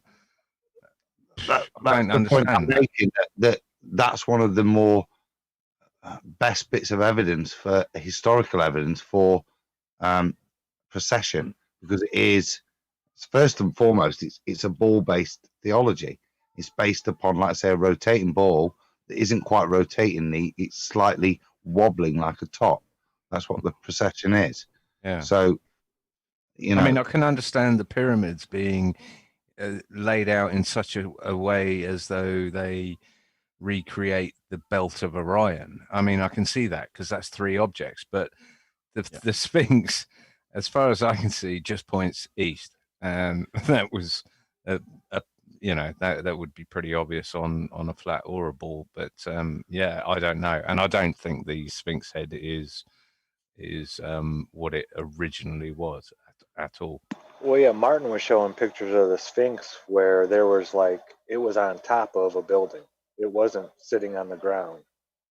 I've got old drawings of a Sphinx that has a female head. I've got an old drawing of the Sphinx that's in a different position in relation to the three pyramids. So yeah, it's definitely not what we were told, for sure. And there are sphinxes, just smaller ones in sort of in Hindu and India as well. So, but they do make composite animals. So you've got the zodiac, which is basically a heap of signs of animals, and you can make composite animals basically, and that will, say, give you the four cardinal directions. So you'll have a lot of the time they'll use the bull and the man and the lion and what's the other one, the eagle or a snake. So that's to do with the different positionings, and they'll bring them together and make a composite type creature. So a lot of these sort of, even dragons, the same thing with dragons, are a composite animal as well. So they're part of different signs joined together. The pyramids are definitely relating to the Orion's belt, which is originally it's, if you put the 360-degree calendar and overlay it to the zodiac again in the correct position, you end up with one of the third sign, which is Gemini, that actually becomes Orion. So Orion is actually Mercury, and Mercury is an extremely important. So I've been on the hunt for Mercury for a long time now through the electric model, But it's Lucas, before you get onto that, we mentioned procession, and you talked about the alignment with Orion, the 3 stars in the belt. If procession was a thing, there would be a disalignment, surely, because these are 3 separate points, and we're rotating, changing our relative positions to each of them, not just on rotation and continue, So to me, that's further proven that procession is nonsense if the 3 pyramid points still align to the belt. Yep, exactly. And the other things are like that line up with this when you have Aries at the start. I don't know why my screen's flashing like that. When you have Aries at the start, it's the ram or Mars, and Aries is just another name for arise. So it's the start of the day as well, because you have the zodiac is a yearly cycle, but it's also the daily cycle. So to get up in the morning, you got the ram, basically arise, and that's where Mercury, this idea of energy moving through something, or starts to energize the body. So that's that sunlight right at the beginning of the day. Lucas, am I right in thinking that the sun is in Aries at the moment? Or is it Pisces? Do you mean where they say sort of the vernal equinox is, or right? Yeah, and the constellation behind it, or whatever. Isn't that sort of coincidental that you're finding that the start of the zodiac is Aries, and we just happen to be in Aries? Doesn't that strike you as we've always been in Aries? Well, it's the vernal equinox. It's this idea of where the daylight and the nighttime are in battle, and then the daylight wins. So it's the good over evil sort of idea, and where the start of the day is, and you get up and you start building your power again. So, but we're meant to be entering into the age of Aquarius or something, but isn't that in itself based on the equinox, the precession of the equinox, or is that based on sidereal days and the difference between the sun's rotation compared to the stars' rotation? I don't know. That's exactly what I was going to say. That there's the 2 systems, isn't there? There's what we're talking there, which is different rotational patterns, and then the wobble, put simply, that's being intimated, that puts a change in that. Can you elaborate on what you mean in the differential is, as opposed to what are the differential patterns that are caused by the rotations yearly? And does that make sense? Okay, so the sun will go through the zodiac, and then you got the precession, which is basically that there's a lag that happens, and the sun will position that it starts in every year will be slightly delayed, and it will go into a different sign. So, and that process is supposed to happen 1 degree every 72 years, right? So where they start us now for the equinox, the vernal equinox, the spring equinox, they start that in what would be Pisces, and by their calculations of this this precession, well, then we should be moving further around and going into Aquarius. But what I'm saying is that basically they've shifted the zodiac, and everything's out of alignment a bit. And you can see, if you look at a zodiac map, that some of the signs are actually quite small, some are quite large, and it's just sort of no way of actually, if you were going to divide up the sky, why would you have some signs really small, some signs huge? Right. You would try and do it evenly, and you can do it evenly just by counting the days. So I'm just saying that the whole where they divide these signs up is actually incorrect, and basically Pisces should be moved down a fraction, and Aries should be, made bigger, basically. So that that gives us at the equinox, then Aries starts. Does that make sense? Yeah, it's interesting stuff. I don't Can know what to make of it. Sorry, Cammy, go ahead. Oh, that's okay. I wanted to know if we could sneak back a little bit. I don't know who can share, but I dropped a link into the chat. That's a tarot card. I was going to take you back because what you've been doing with the sky and researching and doing the mythology, I have been doing the same thing with the ground. And so I thought I would give you a little bit of what some of the things that I've learned to connect in with the sky. But your Sphinx, if we bring up the tarot card, Wheel of Fortune tarot card, your Sphinx is the Lady of the Lion, or Ashura, the Queen of the World, in mythology and Ugarit.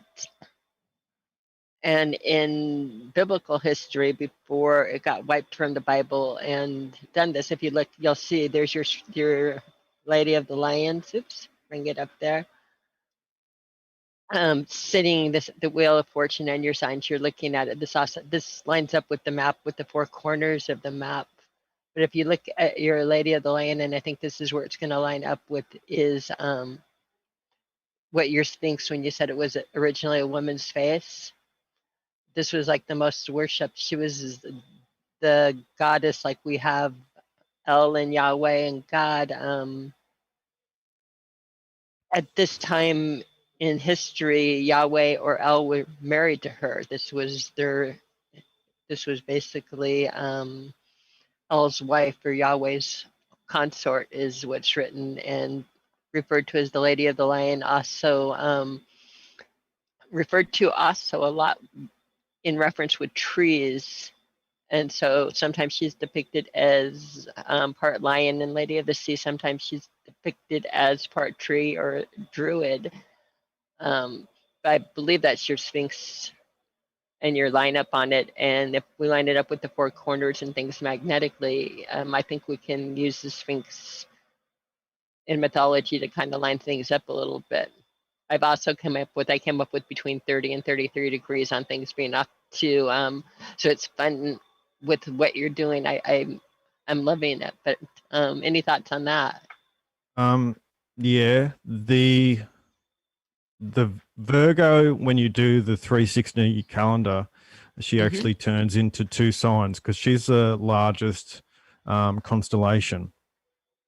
So she turns into two signs, and basically you have the lower half of her, and that becomes Libra, the Lady of Justice. And her other name is Sita in Hinduism, and that's to do with the furrow. So her name is to do with wheat, and when to store your wheat, or when the seeds fall to the ground and then go into the earth again. And then there's also stories of basically how the seeds fall to earth, and then they're trapped under earth, and then they come out in the springtime. So she's released by the ram. And this is the idea of these, basically it's a farming idea of Mother Nature being trapped in that Hades and then coming out and giving us all this new growth with the new seeds and all that sort of stuff, Persephone and things like that. The other half of her, which is the Virgo, the top half, that's to do with the palm leaf and when they used to harvest dates and things like that. She is also to do with the palm, like there's also measurement for the palm and the date fingers and the phoenix idea also, because the palm's related to the phoenix. So there's a whole mythology that's surrounding that as well. And also for Libra, you also have a measurement system, as in the barley grain was a measurement system. So weights and measures, and that's why you see usually holding the weights, I forget what they're called, but yeah. Scales. Yeah, The scales. scales. Yeah. That's it. So yeah, that's the mythology there for that side of things, and that's the autumnal equinox. So that's where the sun sort of starts going down and goes on its deathly sort of path to some degree. Yeah. Which will be about 2 weeks from now, as I understand. Yep. So I'm on the opposite side to you guys. So yeah.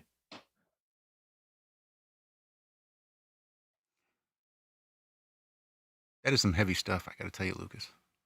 Yeah. Yeah, it's so hard to. It's like another deep end to go into. The amount of research you've put into it, and yeah, without knowing, it's hard to even see what you're talking about. I love your videos, though. You do great in your videos. Oh, thanks. Yeah. Explaining it. But yeah, it's a hard subject to comprehend. It really is. It's a large task you're taking on. Yeah, it's fun. It's just trying to work out the information, and hopefully there's some valuable things that at the end of the day I can present, and gives us a better idea of our world, basically, and that's what it's about. Have you done much research into sun cycles and sunspot cycles? And because we're meant to be heading, I don't know, what is it, an 11-year cycle at the moment, or a 11-year cycle, I think it is, of a solar minimum at the moment. And I've already seen people, I think it was P900, cool pics maybe, that was, excuse me. Shout out Sandra in chat recently. I'm not sure if it was, but tell me if it was, because cool. But they were posting pictures or videos of the sun from a couple of days ago with sunspots, which, as far as I'm aware, is incredibly uncommon these days. Yeah, she actually just posted that she filmed a sunspot today. Right. Okay. Right.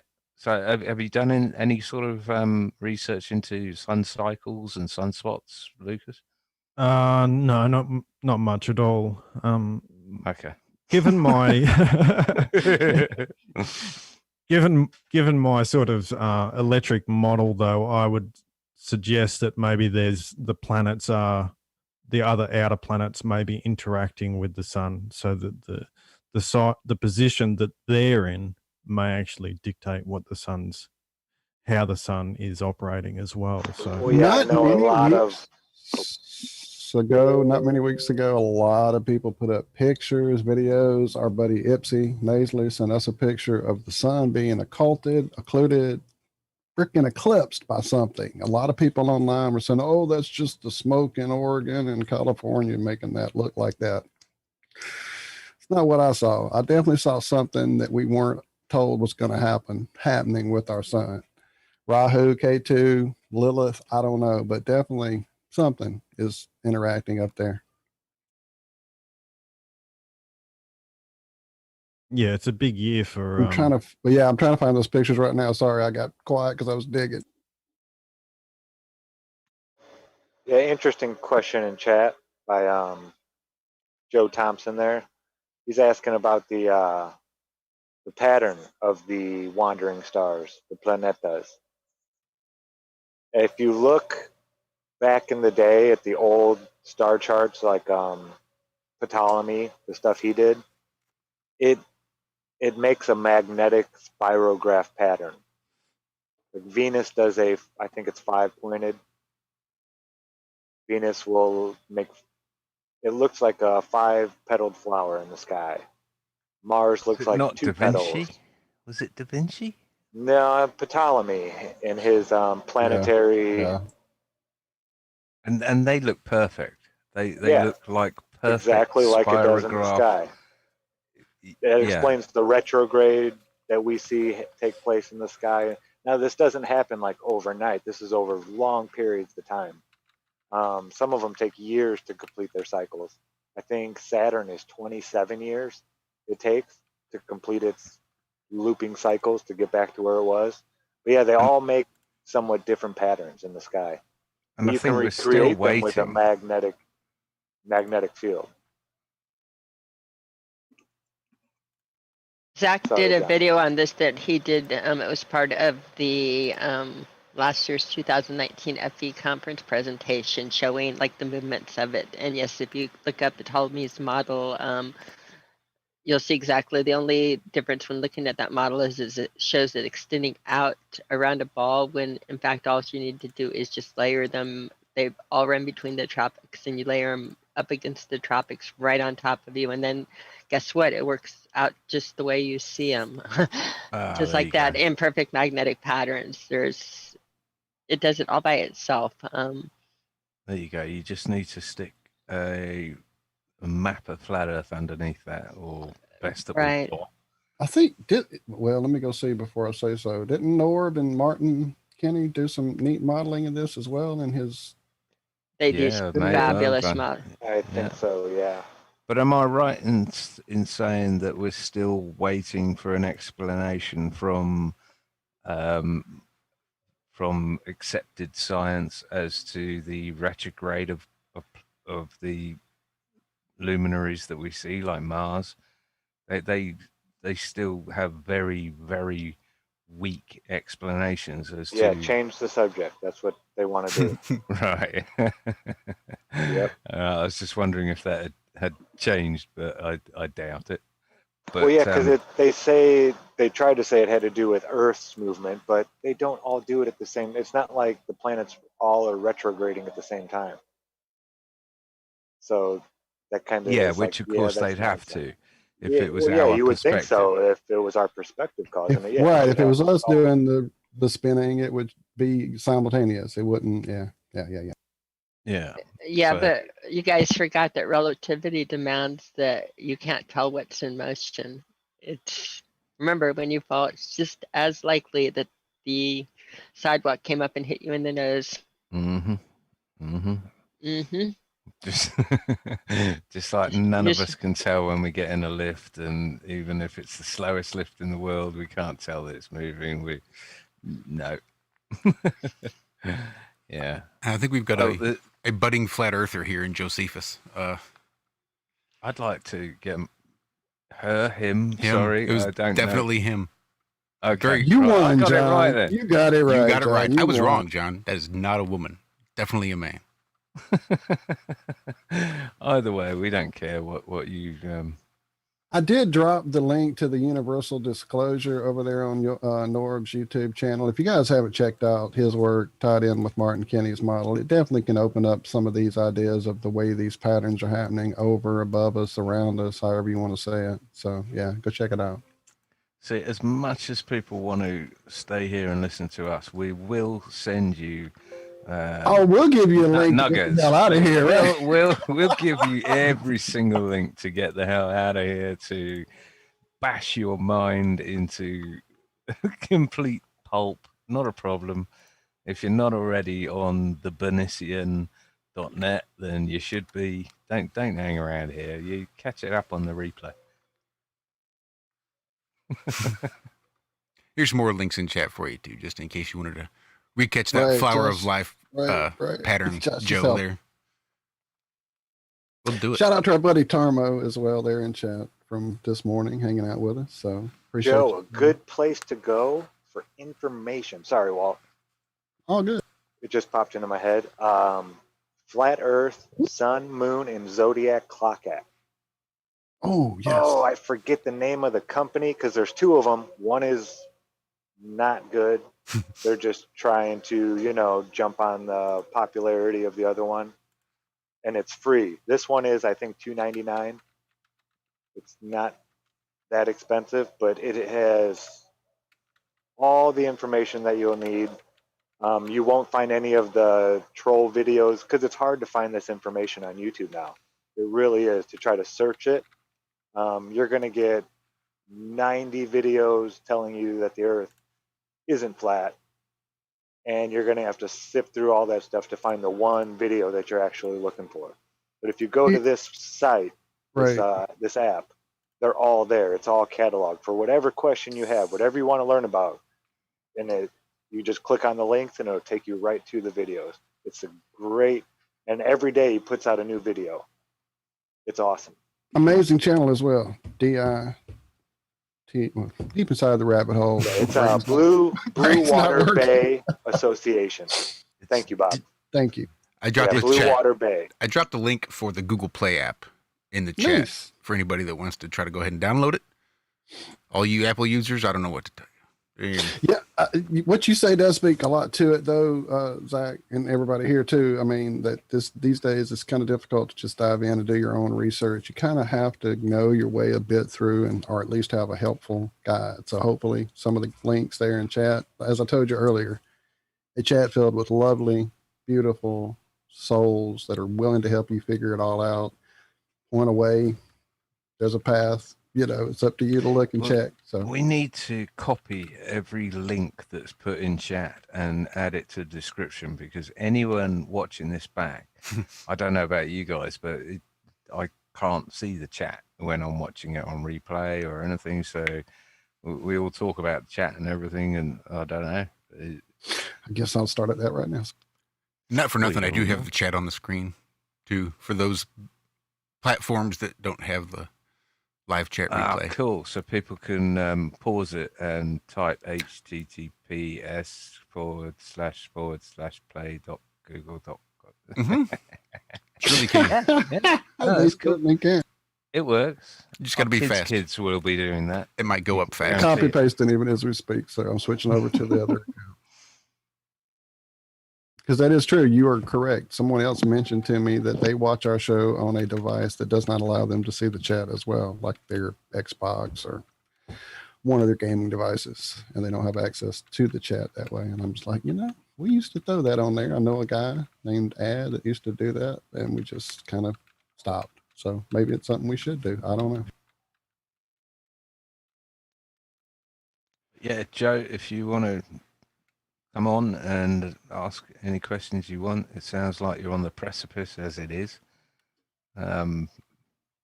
Yeah, we're more than welcome to answer questions, because sometimes we have trouble coming up with topics.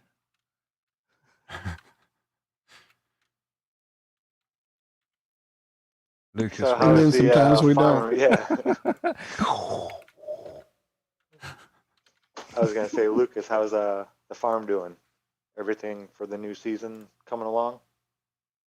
Yeah, it's going well. We've had a fair bit of rain, which has been good. I think it's going to be a wet sort of summer, and which will be very helpful. I've planted about 200 tomatoes so far, so wow, nice. that's going all right. Yeah, got the salads, and I planted 3 tomatoes this year, and that was more than I could bloody manage in a whole family. That was more than I could manage. 3 tomatoes. They must have been big tomatoes, though. No, they were those little. What were they? Oh, cherries. Yeah, cherries, little moneymaker cherry tomatoes. But I was bringing in crates of the stuff like every other day. It was like, yeah, once they get going, they don't slow down. They're still going now. It's 5 degrees out there. They're still going. But tomatoes a tomato is actually a perennial. In more tropical places, it will live throughout the winter and make tomatoes again next year. People didn't used to eat tomatoes. They used to throw them at people they didn't like because they thought they were poison. That's why they didn't eat them. I throw them at the nightshade family. Mm-hmm. Nightshade, yeah. Belladonna. Yeah, I grow some outdoors and indoors in a greenhouse, just a small greenhouse, and I sort of train them like a vine, so pick all the lateral leaves off, and they get up to about 12 foot.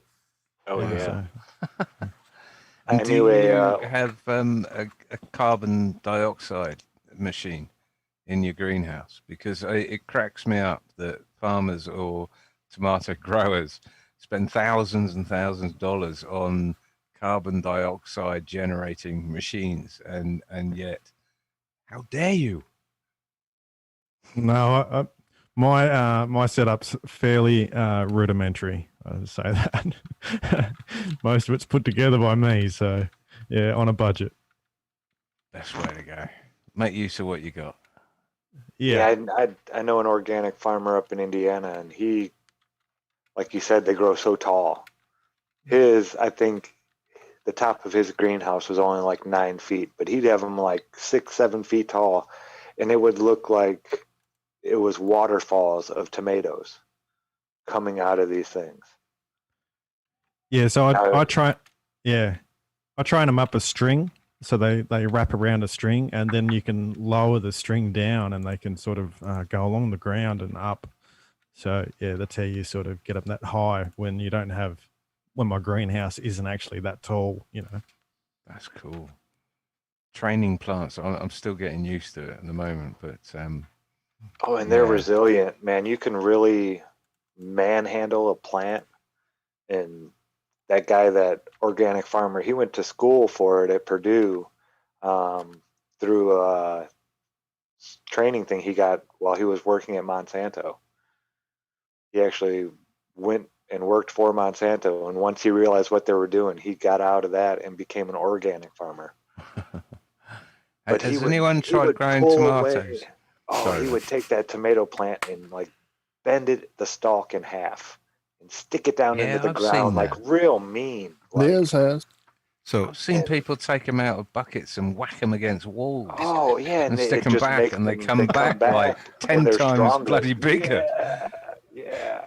So They're so resilient. I just wanted Has to anyone say, tried growing tomatoes downwards, like hanging out of the bottom? I tried I bought growing one of them those kits, John, and it was messed up when I got in it. Like the seeds were all open and not working, like they weren't viable for some reason. Like, yeah, so it didn't work out for us. I got one of those big water cooler tubs and started growing them out the bottom of it. And yeah, it sort of seemed to work, but I was wondering if anyone else tried that. I've not tried it. I've seen it done. Not terribly successfully, but attempted at the very least. So no, it didn't work well for me. Joe is in chat. See if this sounds familiar. I am still trembling. I am just so full of joy right now. I don't know how to explain it. I wish I had somebody to talk to in person. So if you could see me, I have tears streaming down my face. I can't believe this. I mean, Joe, you do have people. Come on on. Joe.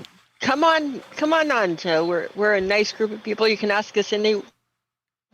Talk to us. Tell us how you're feeling. Joe is struggling with like tech some issues of the and having technical issues and not knowing exactly how this whole media world works. Look, most of everyone sitting on this panel started out just like you, Joe. We found something that made our brain break, our heart open, and our soul joyous, and we didn't know what to do with it. We had to find people to share it with. Yep. Some of the people in our life weren't ready for it. We found beautiful souls. Us, the Iron Rim, found them all on Twitter. We got together and decided, people need a place to do this, to talk about this stuff. Let's have a panel. Let's have a show. Let's have folks come on and know that this is real people and real souls and not just tinfoil hattery. It's real, true, amazing stuff. So I'm so glad you found us, Joe, truly. Yep, and I think you'll see that this is going to provide more joy than you would have ever even thought possible. Pretty soon you're going to see it everywhere. And you're going to realize just how special of a place this is, which, by association, just what amazing creations we as humans are, and how lucky we were to have been given this beautiful place on which to live, regardless of what shape you might think it is. And how it is incumbent upon every one of us now to make sure it stays this way, and we have our inalienable rights intact from now on in. It's enough of the believing bullshit that we've been fed by these corporate and assholes. It's time to think for ourselves, research for ourselves, realize what it is, who it is we are, and how we can literally have heaven on earth. I'll shut up now. Nope, I like it. No, that was beautiful, John. You fucking AI, you. Put a back in tune to that. So Joe actually lives in Show Low, Arizona, and was wondering if there might be anybody out there that might be, along that same vibrational line, who might be able to share some of this knowledge with and share this newfound joy. And sure enough, Carrie Musgrave speaks up. She's in Quartzites, Arizona. That's awesome. I spent some time in Quartzsite, Arizona. Yep. Carrie Musgrave, are you It's coming to no- play Oktoberfest? No, I doubt she'll be coming all the way back out here for that. I bet she's out west for the winter for sure.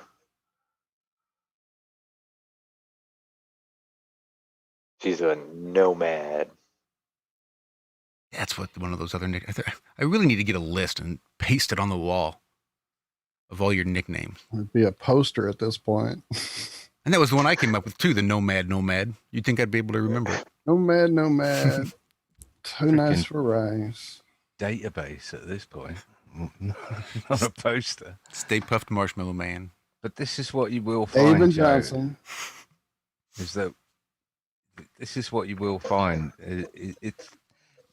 There is such an enlightening aspect to questioning authority and questioning what you've been taught, and it is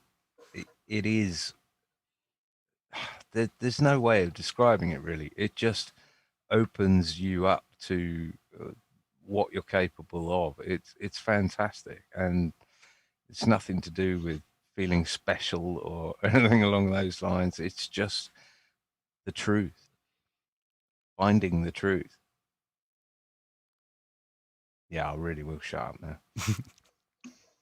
I'm loving it, John. Keep going. I am too, John. I can't cover you either because I'm busy making those 1 o'clock in the posts morning you're here. talking about. Even Adam's gone silent. It's not a good sign. I'm just listening to you making very profound but truthful statements. That's why everyone's gone quiet, mate. It's what I mean. I'll listen back tomorrow. You need to respond to a statement of truth. Just accept it. It's quite nice. It wasn't a question. It was acceptance of it. And that's why I went chipping in. I didn't have anything to add for once. Yeah, you just nailed it. Yeah. It's kind of hard to add anything to it. America. Could have yelled that out. I don't know. Yeah, I just must say that I've got a new lease of life at the moment with the discovering that someone is doing what it is I think needs to be done, and I just can't wait to see where this goes, because it literally, the consequences of it have not been written yet, and that is what's exciting to me, is that all this tyranny bullshit that we've been under for before we were born, whether you know it or not, is coming to an end, or a very bloody end for us. Let's not beat around the bush.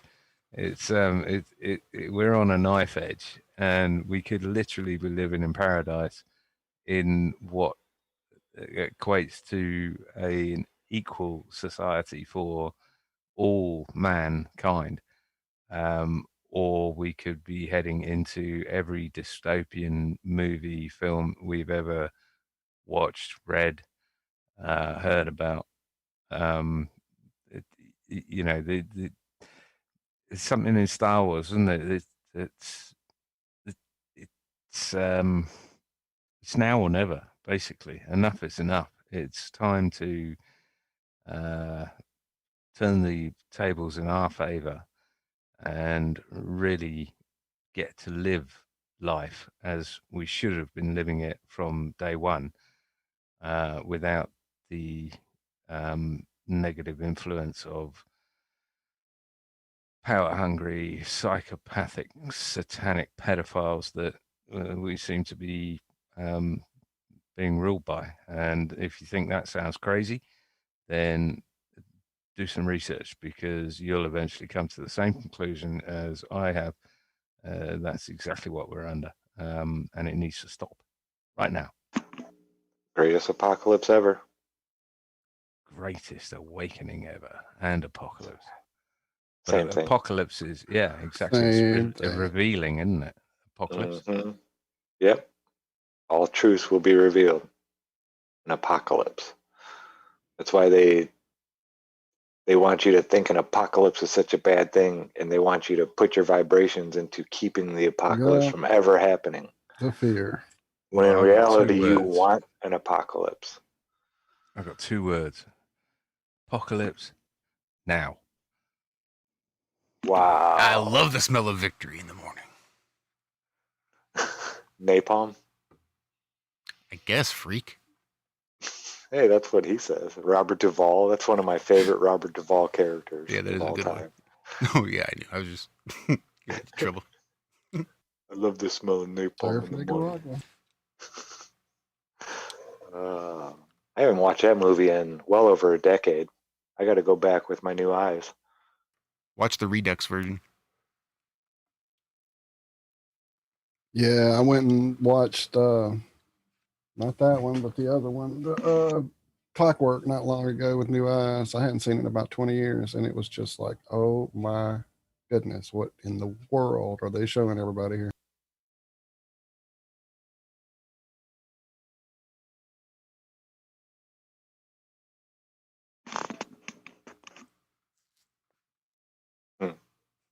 Is right. I'm sorry, I'm reading chat. I know I'm buried in it. I've copied and pasted all the links I could, John. So I missed some of the earlier ones. If anyone is still able to go back without having left chat, like I've had to do to go paste those links, I've lost so many doing that. I can't even drain the main vein without the whole thing derailing, and we end up in ums and ahs. Good grief. Apocalypse Now. Yeah, no, I watched. Who recommended the film the other day?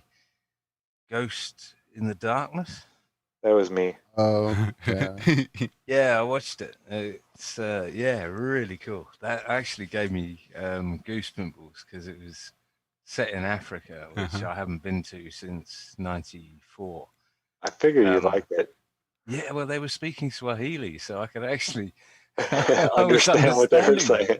Yeah. That's It was awesome. really cool. So yeah, thanks for that. And yeah, One of the few boy, Val Kilmer movies I actually really like. yeah, he didn't age well, did he? No. But anyway, that takes away from the.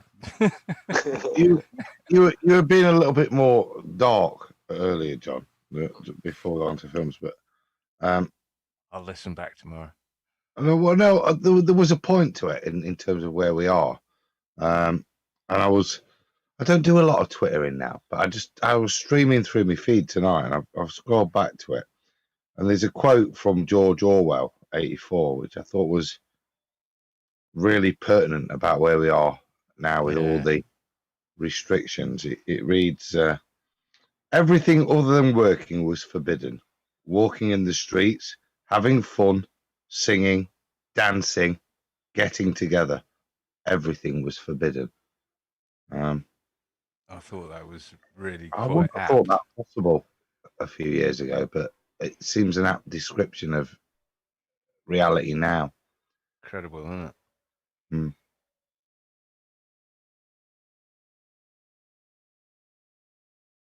Sorry. Remember, throughout history, it's only ever taken a small group of very, very passionate people to change things. So, and it's usually people that are defending their homes, their territory, where they live, and telling people that don't live there, hey, no, we're not living by your rules anymore. or people who have nothing left to To lose. lose. As that song, we'll have to sing out on that one. Really? Well, I think it was a line in Braveheart that 10 soldiers are equivalent to one man defending his home. Soldiers are getting paid to be there. They don't want to be there. Yeah. I mean, I know Most of them don't even want to kill. Was it 85% of people shoot to miss when they go out there? Well, that's when the draft was going on. But still, it's not in human nature to want to kill another human being. It's just not. It's not. And I think the song he was reaching for, though, was Bobby McGee. I think it is. Sorry. Freedom's just another word for nothing left to lose. Yep. And a book I highly suggest everyone downloads because it's free is Freedom is Just Another 7-Letter Word by Veronica Chapman. Probably one of the most enlightening books I ever read 15 years ago. Nice one in chat, Paul Dini. If you have nothing worth dying for, you have nothing worth living for. Isn't that true?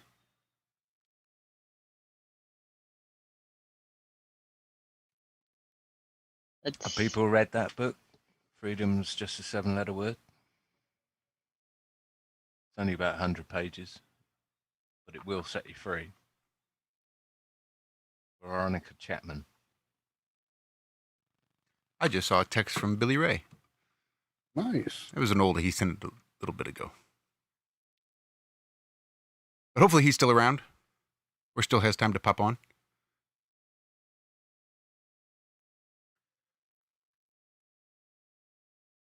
Discuss some COVID I just isolation. can't wait till we have a minute to get our buddy Tarmo here on the show and catch up on some of what he's been throwing down in chat. It's pretty amazing stuff. And again, not that we don't cover and haven't covered, just we definitely want to see what you have to say, for sure.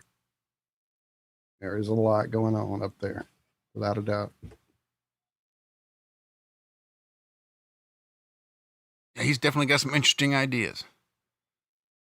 The idea that a disturbance in the sky above, which is made of water, is what causes the weather, and that really clouds are just the waves crashing and breaking surface, which I thought was really interesting. Of course, I've flown through some clouds in an airplane, and I would say maybe that's not what those were, but it is really interesting. I think it's interesting and important to unfold things and try to look at it with different ways of looking, different eyes to look through. And again, the truth is going to filter through. We shouldn't be scared to throw ideas out along the way because, again, you don't know how far an idea can go unless you share it with others. And, again, the best ideas are built on, not something that you hold prized and say, oh, I came up with that. The best ideas are things that are shared, grown, and everybody adds pieces to. So even though, again, anytime you have a pull like that, a bunch of things will be silly, but there's enough. It's like panning for gold. There's nuggets in this stream. There's definitely nuggets if you're patient and you throw out all the rest of the gravel, and anything worth knowing and worth learning is worth working for. It's interesting you said filter in that, Cammie, because from what I'm seeing on some of the Tarmo, it's Tarmo Luberg. I'm assuming Luberg. I could be saying it wrong, fam. My apologies. Definitely go check out his channel. Some interesting videos. And I see some filter effects that definitely do. We've all done these things with NASA photos, Crow with the lunar wave videos, different filters. I mean, filtration of these things around us can show us things that are being hidden. Chemtrails, frequencies, what they're doing to the sky above us to keep us from seeing what's really going on. I mean, it's all part of it. So definitely In fact, one of the early things, I sent a link earlier there of my first or second video on my channel where I jokingly said I filmed a luck dragon. Well, I filmed a luck dragon, but the video was filmed in a frequency filter that made everything be revealed. The fact that this was early on, we were still going, the sun's 3,000 miles up. It showed me the sun was not even what we thought it was. It was touching clouds. It was dancing on the clouds. I mean, it was right there. There were things flying through the sun that were not any kind of vehicle, or it looked like a biological being in the sky. So that was 4 or 5, however many years ago on that video. Keep looking, keep filming, throw those filters around. I'm there with you, friend. Yeah, try the different filters and try for things that haven't been done with that. I am 1,000,000% with you on that. Some of the things I'll be bringing to Flattoberfest are Polaroid filters and a refractometer, and just letting you guys see what a little bit of filtering can make images jump. It can make eclipses. It can do all kinds of things just with, again, things that are naturally happening. We know that are out there, and filtering is going to help you see what's there. Guess who has 2 thumbs and amazed his family with his new miroscope? Oh, is that you? Yeah. Nice. Did you put ice in it yet? Not yet. Well, it kind of defeats the purpose if I don't have that thermometer. It kind of lessens Yeah, you'll punch. need one of the thermometers and that. You can. Do you have a UV pin light? Nope. Damn. Those things, by the way, that's one of the things too, that along with miroscopes, you can't get the big ones. The little UV pin lights I used to go through and order, and I've got to dig through. I've got to have at least 2 or 3 of the little ones around. I went to order a couple extras of those, and I guess supposedly they kill COVID, ultraviolet light, and so they're now very, very expensive and hard to come by. So something that I may have spent like $7 or $8 that, if I got it wet and things trying and I ruined things I didn't care much about, all of a sudden they're $79, $89, or over $100, and it's crazy.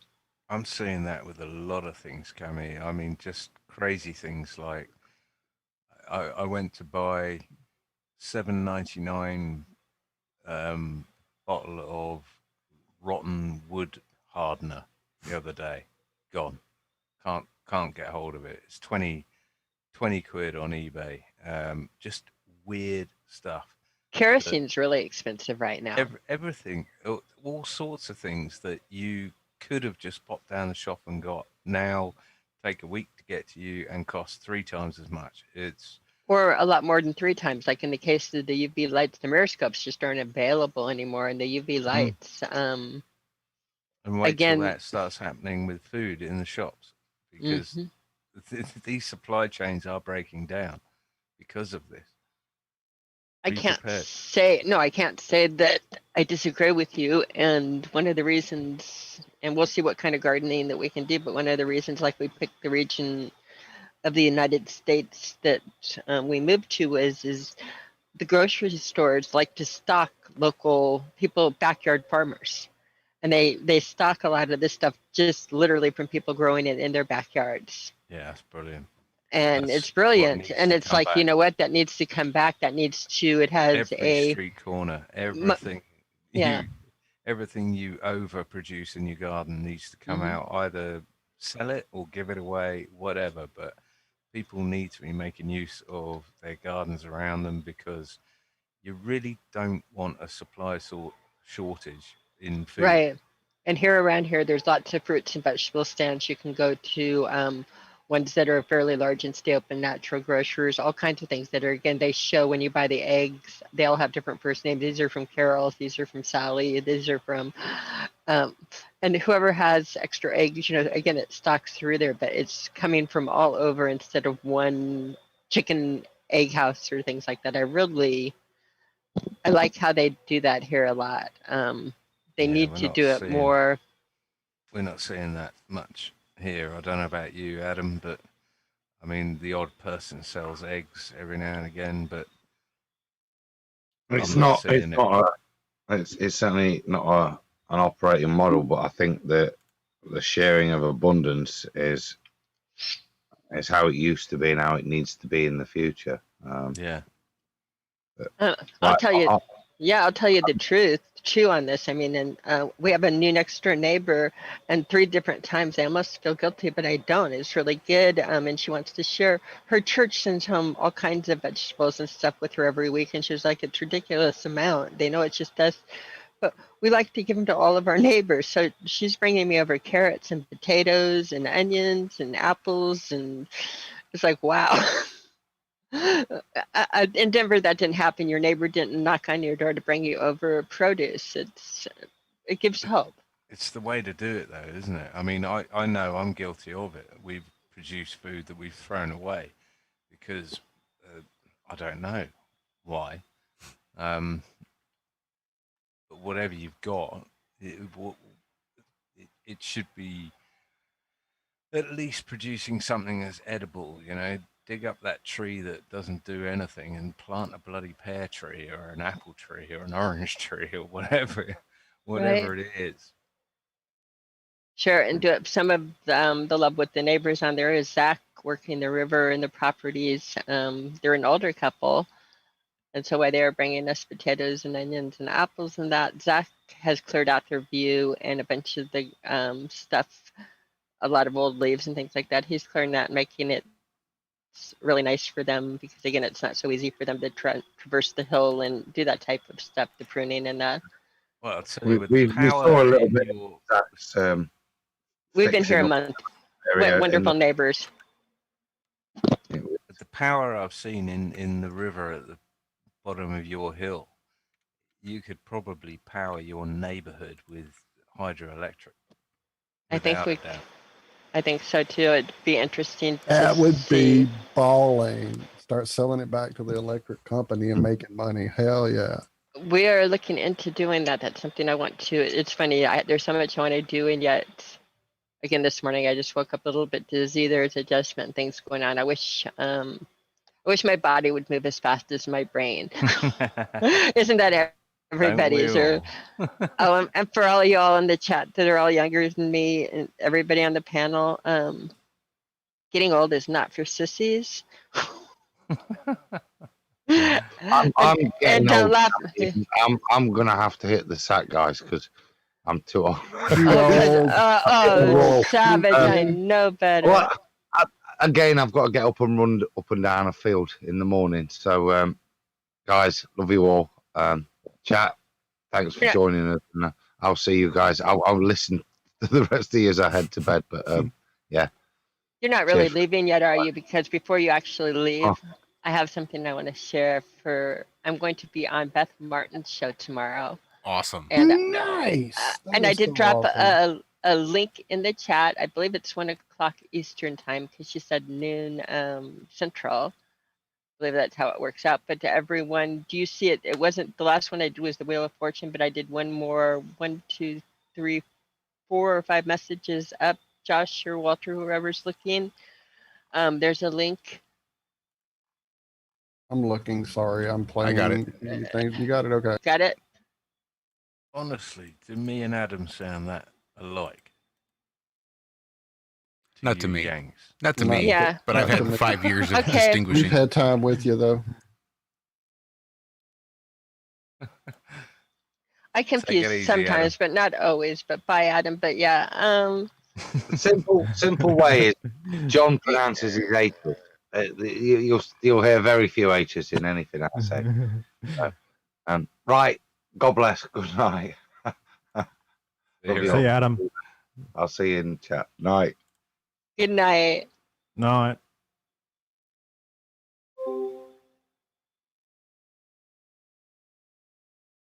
Damn it! I couldn't find my mute button because I had gone to the link for your show and I couldn't tell Adam good night. Good night, Adam. You'll hear it later.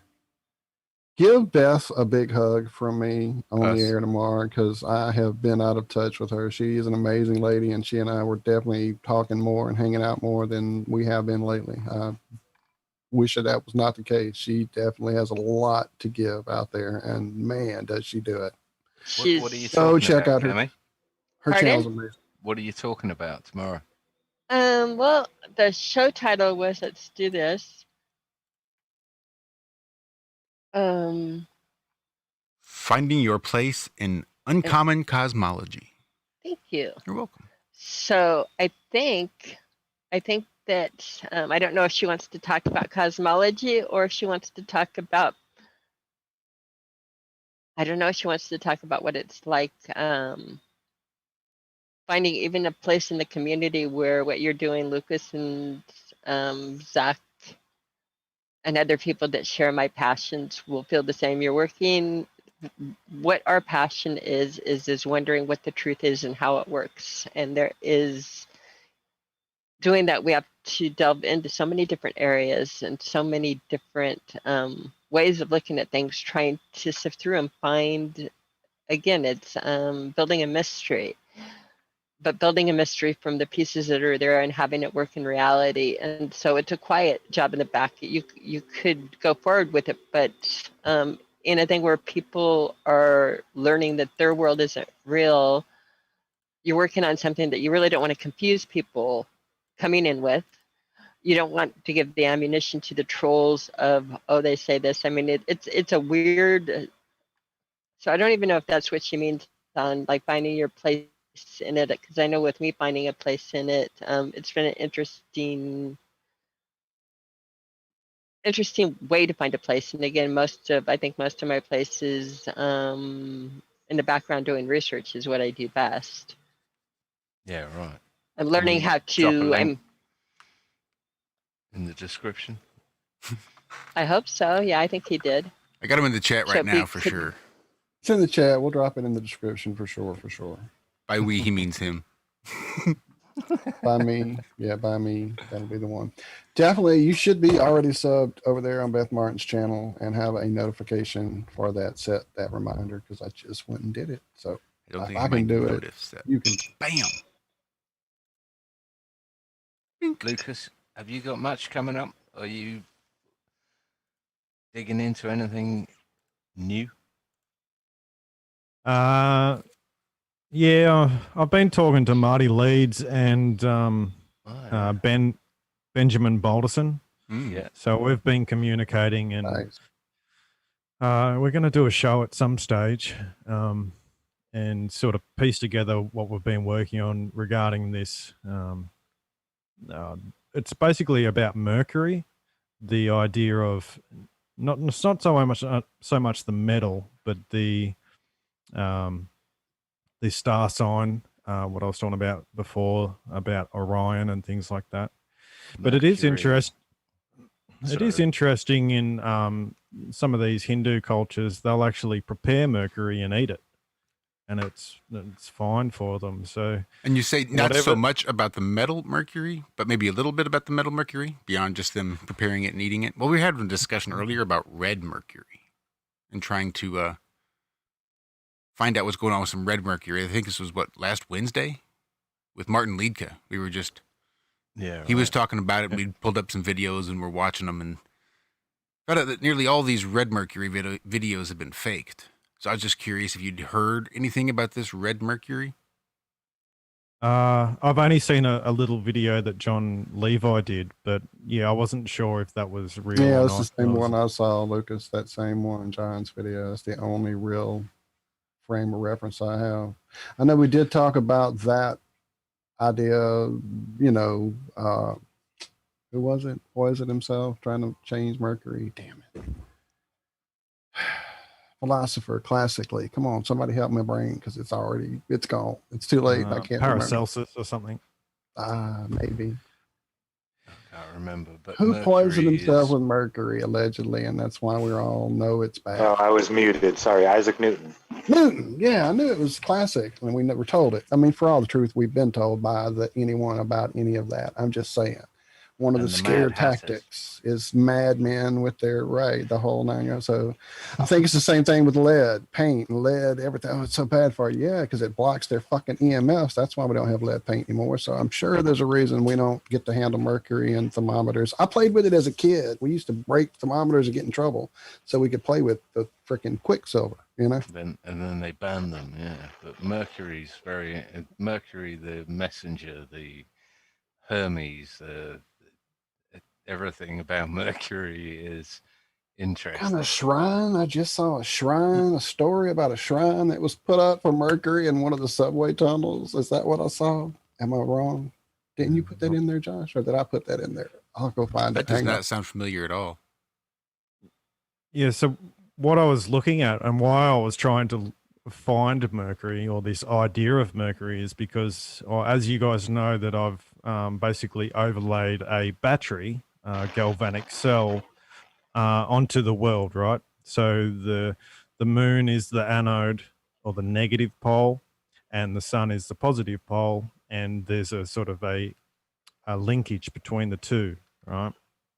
And you'll actually see the this concept displayed in older sort of scripts and things, and they'll have the sun and the moon, and they'll have this triangle or the eye of providence, sometimes called that. You know, they reference it for Illuminati and stuff now, which it's a bit, they've taken this old stuff and made everyone hate it, basically. The all-seeing eye, yeah. Yeah, exactly. Yeah. And that symbology is actually Mercury. So it's this, if you think about Mercury as well as energy moving from one point to another or moving through a medium, it actually has a lot of reference to the body and how cells work as well. So you have an electrolytic fluid in your cells, and that creates energy. And you also have the spinal fluid, which is basically salt water, and energy can move through that. And how your actual body is, your nervous system works through this electrochemical communication. So it's this idea of energy moving through from one point to another, and that is what Mercury is in a different light. So that's what I've been getting into, and how that it's not just the metal, but also this this concept of being between two polarities. So, Lucas, do you mind if I take 5 minutes out and play one of your videos for Joe in chat? Okay. Your Earth battery, I think you'll really get a kick out of this. I was going to tell you that same thing. I've retardedly started. Sorry, that was horrible. I've started sharing my screen because I found that Mercury altar, because apparently it wasn't something I shared on our show topics. It was something I had saved to share and I didn't. But yeah, this was something that just was found. Do we have permission to play this? Can we not get struck by Lucas? Just putting it on the record there. Just putting on the record. I might not like hearing my own voice. That's the only thing. Yeah. Join the club, mate. All right. See, I can make this happen. I can do it. Here we go. And I'll share with you guys so you guys can keep up. So YouTube has already seen it. And here we go.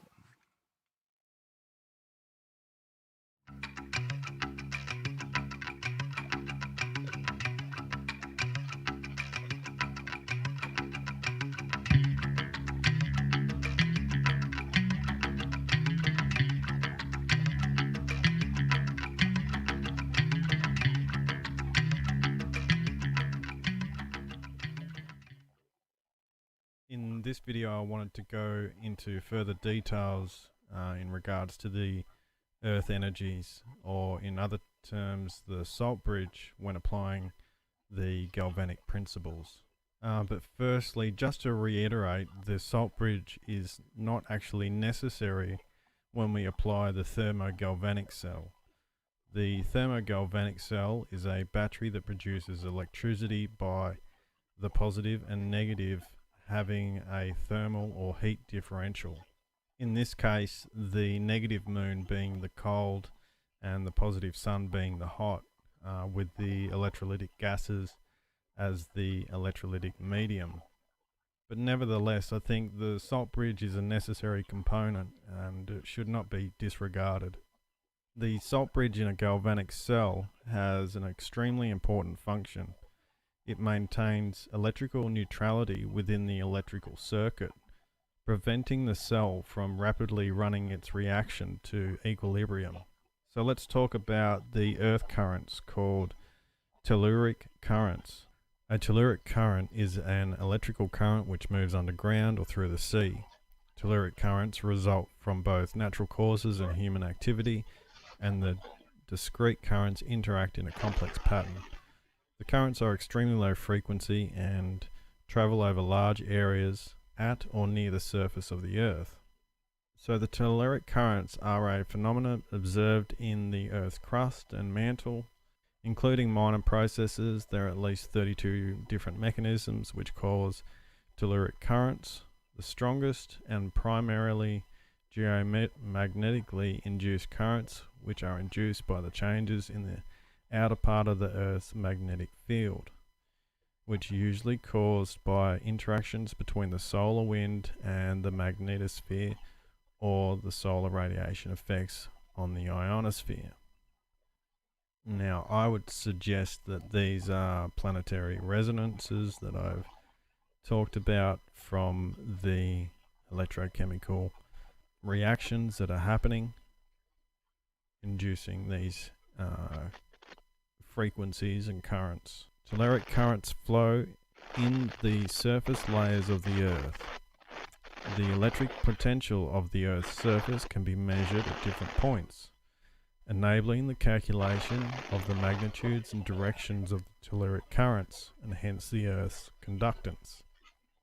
These currents are known to have diurnal characteristics when the general direction of the flow is towards the sun. Now that part there is pretty interesting because I have stated in previous videos that the sun is the only cathode in the system, and that the energy flows towards the sun in the galvanic system too, from negative to positive. So the sun is the positive in this case. Telluric currents continuously move between the sunlit and the shadowed side of the Earth towards the equator on the side of the Earth facing the sun. That is the diurnal day. Now we know that's rubbish. So it's wherever the sun is, and towards the poles on the night side of the planet. So it's giving a direction, basically. Obviously the model's not correct. So this bit here tells basically how the telluric currents are used. Both the telluric and the magnetotelluric methods are used for exploring the structures beneath the Earth's surface, such as in industrial prospecting.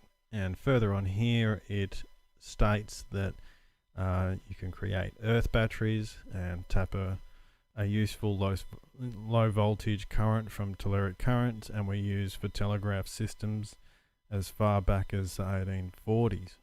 Very interesting. In industrial prospecting, activity that uses the telluric current method, electrodes are properly located on the ground to sense the voltage difference between the locations caused by the oscillatory telluric currents.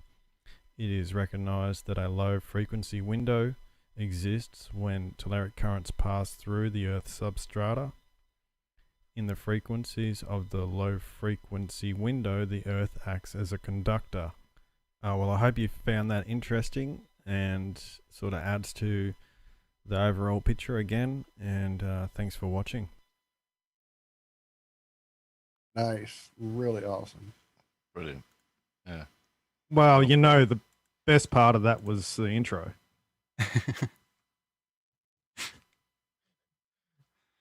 I thoroughly enjoyed the whole thing. I'm just saying.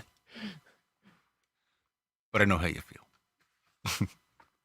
But I think Joe should definitely go over and check out your channel, LC King. I think I did put it in the chat at one point. And then, Joe, this weekend, while you're hanging out over there at Unintended Consequences, just kind of scroll around, see what's going on over there. There's a little video called Even the Rocks Cry Out that I think will have a lot of insight into the dreams you've been having, into the feelings you've been feeling. And I think Cammie here could probably speak a little bit to that video, since that's basically her. That's funny. I was looking at Joe's comments, and I dropped him to him, right? Yes. Yes, I dropped him a link in the chat to that video. So did I. So that's funny. We both dropped it. Joe, I also dream a lot, and I don't know, a lot of my dreams do make sense to me. My biggest problem with the dreams and making sense to me is I see them in pictures, I see it. I even ask questions. I go into dreams and ask questions like, why do all compasses point north? And I'll see pictures, but they don't have any subtitles. So I'm actually on dreaming. I have an interesting time with dreams that I do see things in dreams. I see things in full color. I can remember them a lot, and I can't get them out of my mind. But it's how to explain or how to transfer into how to share what the dreams are, and do they mean anything, or are they just dreams? Is it because I read all of these little pieces and this is how my brain put the picture together, or is it coming from somewhere else? I don't know, but it's good to meet another dreamer. There's met a few of us out there. Be interesting to know your blood type and other fun things like that about it too. I Yeah. knew to say the same thing. I wonder how blood type might play. Always looking for different ways that things pattern.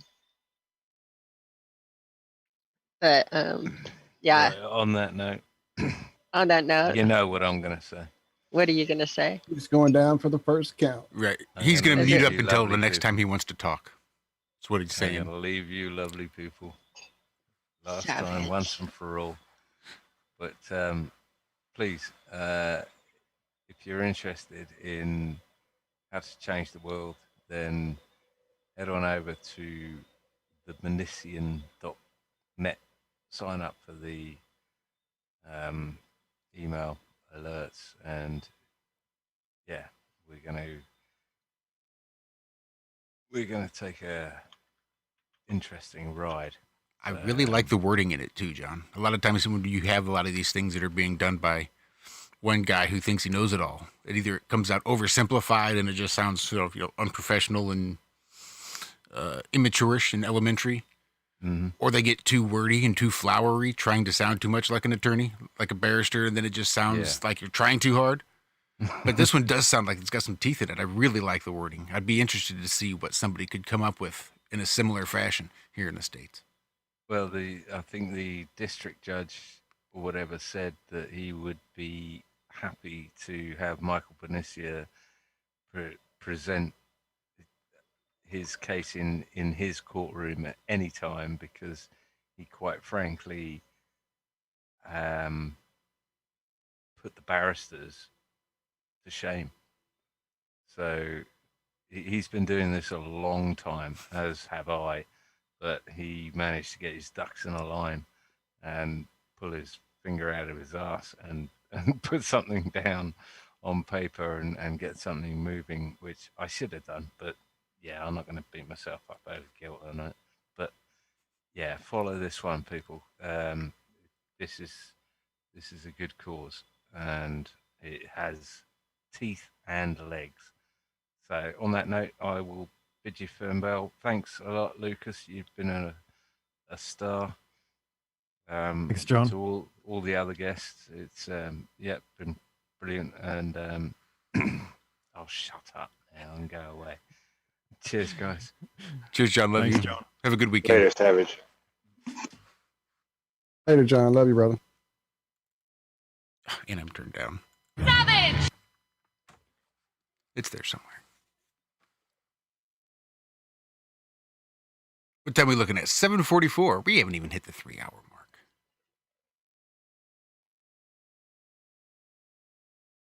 Yeah, I think last time I was on, it was 5 hours. 5 hours, right.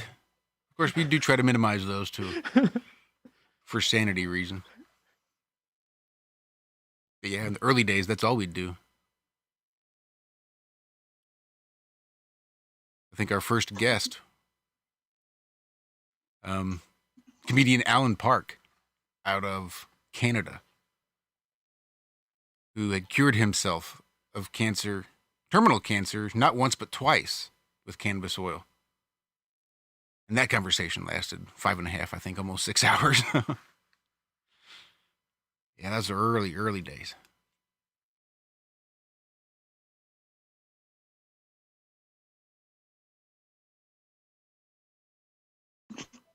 Yeah, it's been a while since we pulled a 5-hour show. Well, I mean, we've come to realize it's a bit difficult to point to our show and go, look, cool information when it's a 6-hour video. It's a little daunting, you know? So and then granted, John Savage has suggested we go back and pull some of those goodies out and edit them into some more bite-sized pieces. Just hasn't been done yet. So yeah, those 6-hour shows are hopefully a thing of the past, but I don't know. You never know. Lucas may throw something at us here in a second. It could be another 4. You don't want that. Stranger things have happened. So I dropped another video in the chat, and that is Flattoberfest, and it is about the party taking specifics. It's a short one from Karen on the party taking place the Friday night before. This is coming up, people. This is next week. Yeah, that's close. Which comes to next Friday on this. We will be at we should be down in Greenville at the park the night before. Well, I hope y'all have reception there and can do a little live something while you're there. I mean, you don't have to take up 6 hours, but it'd be nice for y'all to pop in. Nice. Yeah. Go ahead and we'll play the little header now. Yeah.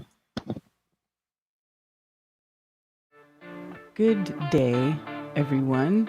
This is a video to let you know what is going on the day before Flattoberfest. So this is all about what's going to be happening on Friday, the day before Flattoberfest. We are having a meetup. I'm going to change this to satellite view. Okay, we're having a meetup across the street from the Greenville Shrine Club and Event Center where we are having the event. Okay, this right here is downtown Greenville. This is where most of the hotels are, okay, that I listed on the website for people to stay at. Some of you found some other ones that are around here. There's some less expensive ones. There are some Best Westerns. They're around, okay? Greenville's a big city. There's a lot of hotels there, okay? This is where this event center is, okay? It's up here on the outskirts of Greenville proper, okay? So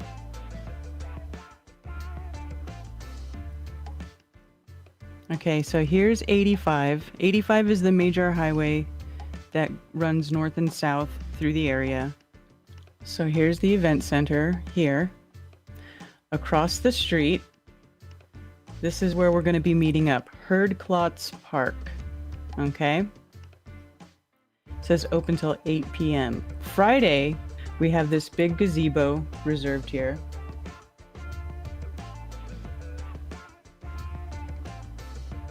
Okay, this gazebo here, it's got electricity, bathrooms, barbecues, everything we'll need to hang out there for a while. Lots of parking, as you can see right here. And it is right across the street from the event center. So this out at the park from 4 to 9 p.m. Okay.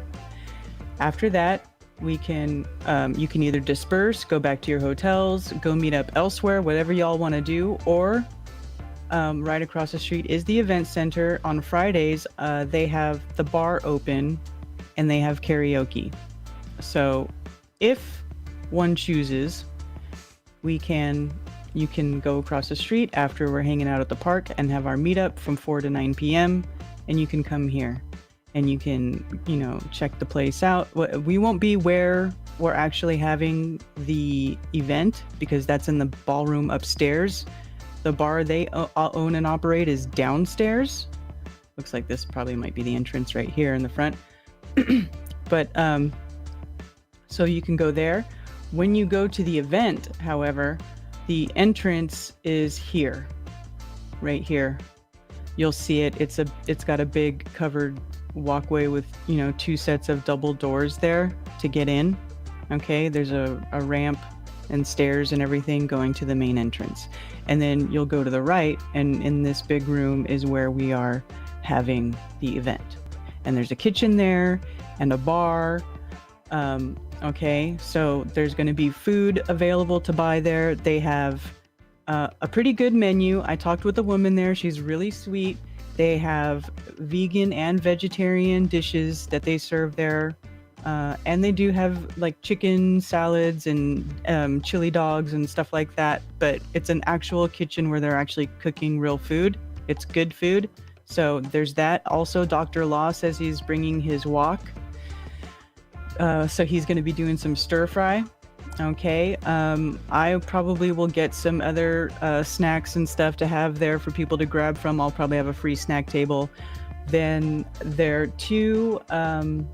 So there will be food and drink there. Okay. You can, you're welcome to leave and come back, you know, if you want, if you don't want to eat the food that's there. But it is, I did make sure that it was going to be decent food there. So that's what's going on. Okay. It's going to be so fun. We're going to have a great time. Lots of parking back here. Okay. And that is the plan. So here's the Greenville Shrine Club Center. Okay. Here's the airport. Here's downtown Greenville. Okay. This is 85. Oh, here's the Greenville Spartanburg International Airport. Okay, they got two airports. Anyways, this is the, I don't know which one you guys are flying to, but anyway, there's the airports. Downtown, 85, everything's pretty centrally located. So, yeah, should be fun. Who's going to be there? Freeman Fly, DITRH, Austin Whitsitt from Whitsitt Gets It. He's a Globebuster. He's going to be there. Nathan Thompson will be there. Brian Stavely, Richard Lopez, Rose 77, Authentic Intent, That Flat Fellow. Just so many, and so many others. Some other people, there's some people that are going to be there that even I don't know about. So it's going to be a good time. I encourage you all to come and join us. Children are free to attend. If you want to bring your children, children tickets are free. Okay? So the address for the meetup Friday, October 23rd, is Herd Klotz Park, 126 Beverly Road, Greenville, South Carolina, from 4 to 9 p.m. Okay, and then after that, we can continue on or whatever. It's open. We're going to have a great time. I have lots of special surprises in store for you at the event. Can't wait to see y'all there. Cheers. October 24th, 2020, Flattoberfest is happening in Greenville, South Carolina for one day. We're having an interactive meeting of like minds. So come and charge your electromagnetic field because you know that your heart field was made for interaction. And nothing replaces meeting face to face. There will be a variety of presenters, including Mike Williams of sageofquayradio.com and Bob Nodell of Globebusters, as well as Jason Lindgren from Secrets of Saturn and the Crow 777 radio show. Also, we'll be joined by James True, as well as Mark Sargent. Also featuring an exhibit on how the world works, full of scientific tools and gadgets to help you visualize how the realm works with electromagnetism as the driving force. Hosted by Cami Nodell and Zach Zabala. So join us for fellowship, conversation, and laughter at Flattoberfest 2020. Please go to flattoberfest.com to purchase tickets and to get info about the event. I'm looking forward to seeing everyone there. Come on, get out of the house while it's still legal. Love that tagline.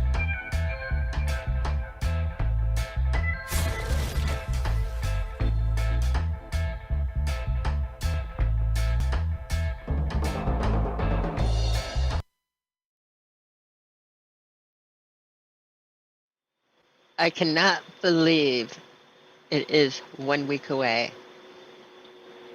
Yeah, I know. I so am just crying because I can't be there. It's killing me. When I saw that lineup again and felt all that energy, and I need to hug you people. We have the schedule got finished last night, so we have the schedule for anybody that's wondering. It's up on the website, but at 12 o'clock the doors open. At 12:30, Karen will be making the opening announcement and introduction and introducing Mark Sargent, our first speaker, at 12:45, followed by Jason Lindgren at 1:30, Mike Williams at 3, a break in the middle after him, time to gather a little bit, eat. At 5 o'clock, we have James True. At 6:30, we have Bob Nodell of Glowbusters, and I know Austin and fun things to go with that. After that, at 8 o'clock, we have One Big Love doing some music. We also have a special surprise that I know the secret, and it's going to be way fun. All kinds of work went into this, especially on Karen's part, and I am so happy it's really happening. I cannot believe it's a week away, and I want to see everybody there, and those that can't make it, like Walton, that we're going to like bottle the energy and bottle the electricity and send it to you. Yeah, we're going to talk to Lucas and say, how do we contain this, Lucas? How do we contain and so we can share this with others? It'll all work out. Is it a mason jar, or do I need a Faraday cage, or yeah, how does that work? Where can we find I don't know. Flat Earth Fest capacitor? Let it go. Sorry.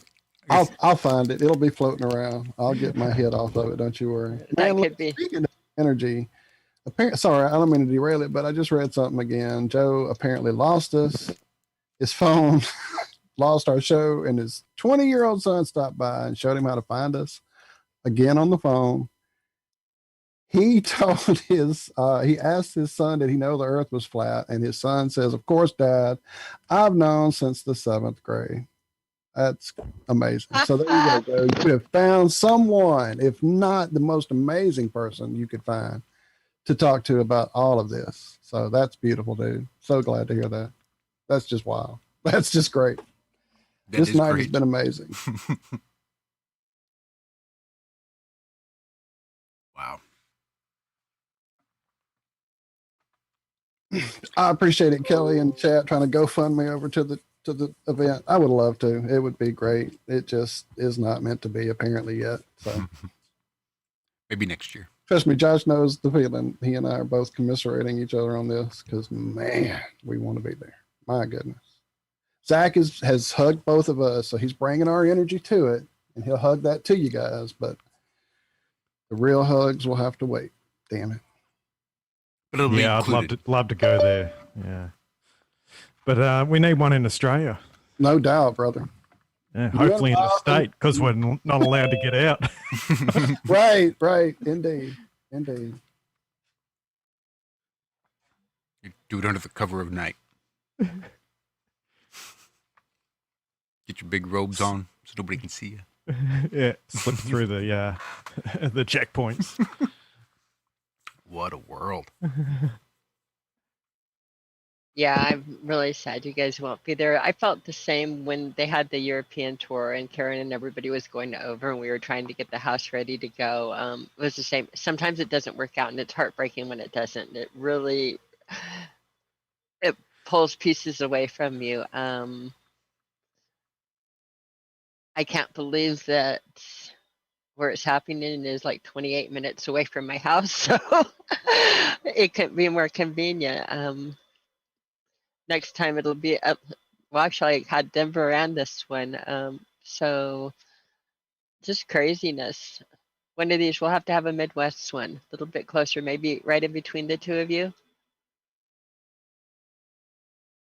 That'd be good. Sounds like a plan. Sounds like a damn plan. Somewhere in the Midwest should be a big one. Somewhere centrally located, you'd think. Nah, we'll just keep it to the coasts. Good thinking. I'm not bitter, am I?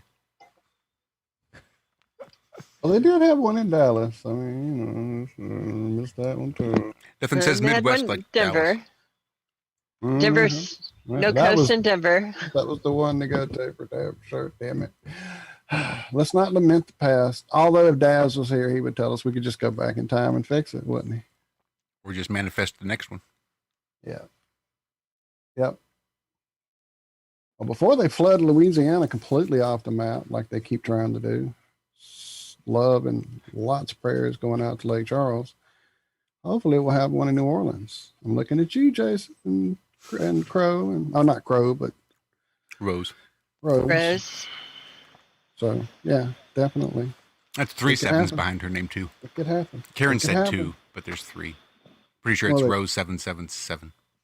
Well, that's why my brain crisscrossed, and it does that this late. We should probably get this thing wrapped up. So probably should. We hit right about we 3 might hour not make that 6-hour mark tonight, Lucas. Sorry.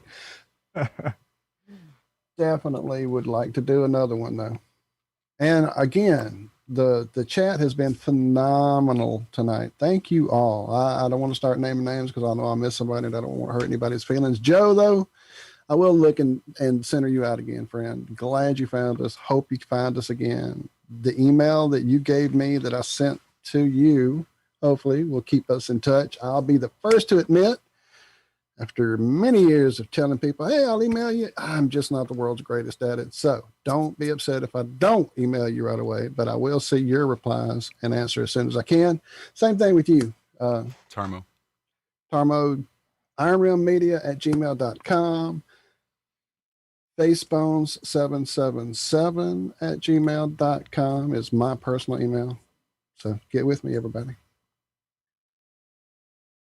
and make sure you head over and check out Unintended Consequences this weekend. Make sure you dig deep. Sure, dig deep and hold on. Yep. Scroll around those videos and find Even the Rocks Cry Out, where Cammy gets into a little bit of the magnetics and possibilities of things that might be happening here on the Earth that I think are really going to speak to what you're dreaming about. And then again, go back and watch LC King channel and watch a lot of the stuff Lucas has put out there about his Earth as a Battery and how that's out. Again, a lot of the stuff you've been dreaming about, I think these videos will trigger some things, I think, in much of the way I hope we Spacebusters have. is also, I'm sorry to interrupt. Nope, go right ahead. Spacebusters. I'm really bad at stepping on people at this. Still rookie mistake. But yeah, Spacebusters has also got a lot of fun, unique ways of looking at things and from different perspectives. And they throw all kinds of things out there. And I love it. Martin Littke, of course, with possibilities of what the past really was more like. So many good channels out there. So many good channels. Go back ahead. I'm so sorry. Yeah, and John Levi, he does some good work on that mud flood stuff. Oh my goodness, yeah. Now, if you really want to throw Joe down a slippery slope, we'll throw him in the butthole. My goodness, yeah. I don't know if Joe's ready. Here's how the battery used to work. Oh yeah, sorry, it's old. Yeah, definitely great channel, man. And need to be safe, Flat Earth British. My goodness, the man himself, Martin. Shout out Martini and Rossi. Joe, I would tell you just to kind of use that chat as a way to find amazing people with amazing info. And from their channels, they will have subscriptions to a lot of amazing people. And unfortunately, YouTube does its best to help you so not at all. Like used to, you could just click on someone's dots and you go straight to their channel. Now you have to copy, paste, go to the search. It's complicated. Get your son to give you a hand or come hang out with us on a Wednesday and we'll coach you through it. Something, man. We'll stay in touch. Or email us and we'll just send you a handful of videos to watch. And when you run out, we'll send you some whatever more. it takes. Whatever it takes. Definitely. Ooh, goody. I see Nemo just sent me a little voice message on Skype. Which means I got to get the hell out of here so I can go listen to that because I love those. That's right. To all the scouts in the chat, helping us out, keeping those wrenches tight. We appreciate it, guys. And all the ones that are just new and not in chat and a little shy. We know how that is too. So we miss you guys. Love you guys. Man, I can't wait to hear some of the things that are going to go on next weekend. It's going to be great over there. Yes, it is. Yes, it is. And John, again, if you don't email, I don't blame you. I'm not much of an email guy either. We are here every Friday night, 5 p.m. Central till, 8-ish or so. Or 11 GMT, but you're Arizona. GMT may not apply too much to you. Anywho, you can also find us over on truthfrequencyradio.com on Tuesdays and Friday mornings from 4 a.m. Central to 6 a.m., 10 a.m. GMT to noon. We're there every Tuesday and Friday. Just hit show number 301 this morning. We celebrated 300 shows on Tuesday and 3 years on Truth Frequency Radio the Tuesday before that. Don't ask me about that math. I'll have to get Lucas in there to break down the calendar because something's hinky going on there between the episode numbers and the time we've been on there. I don't know.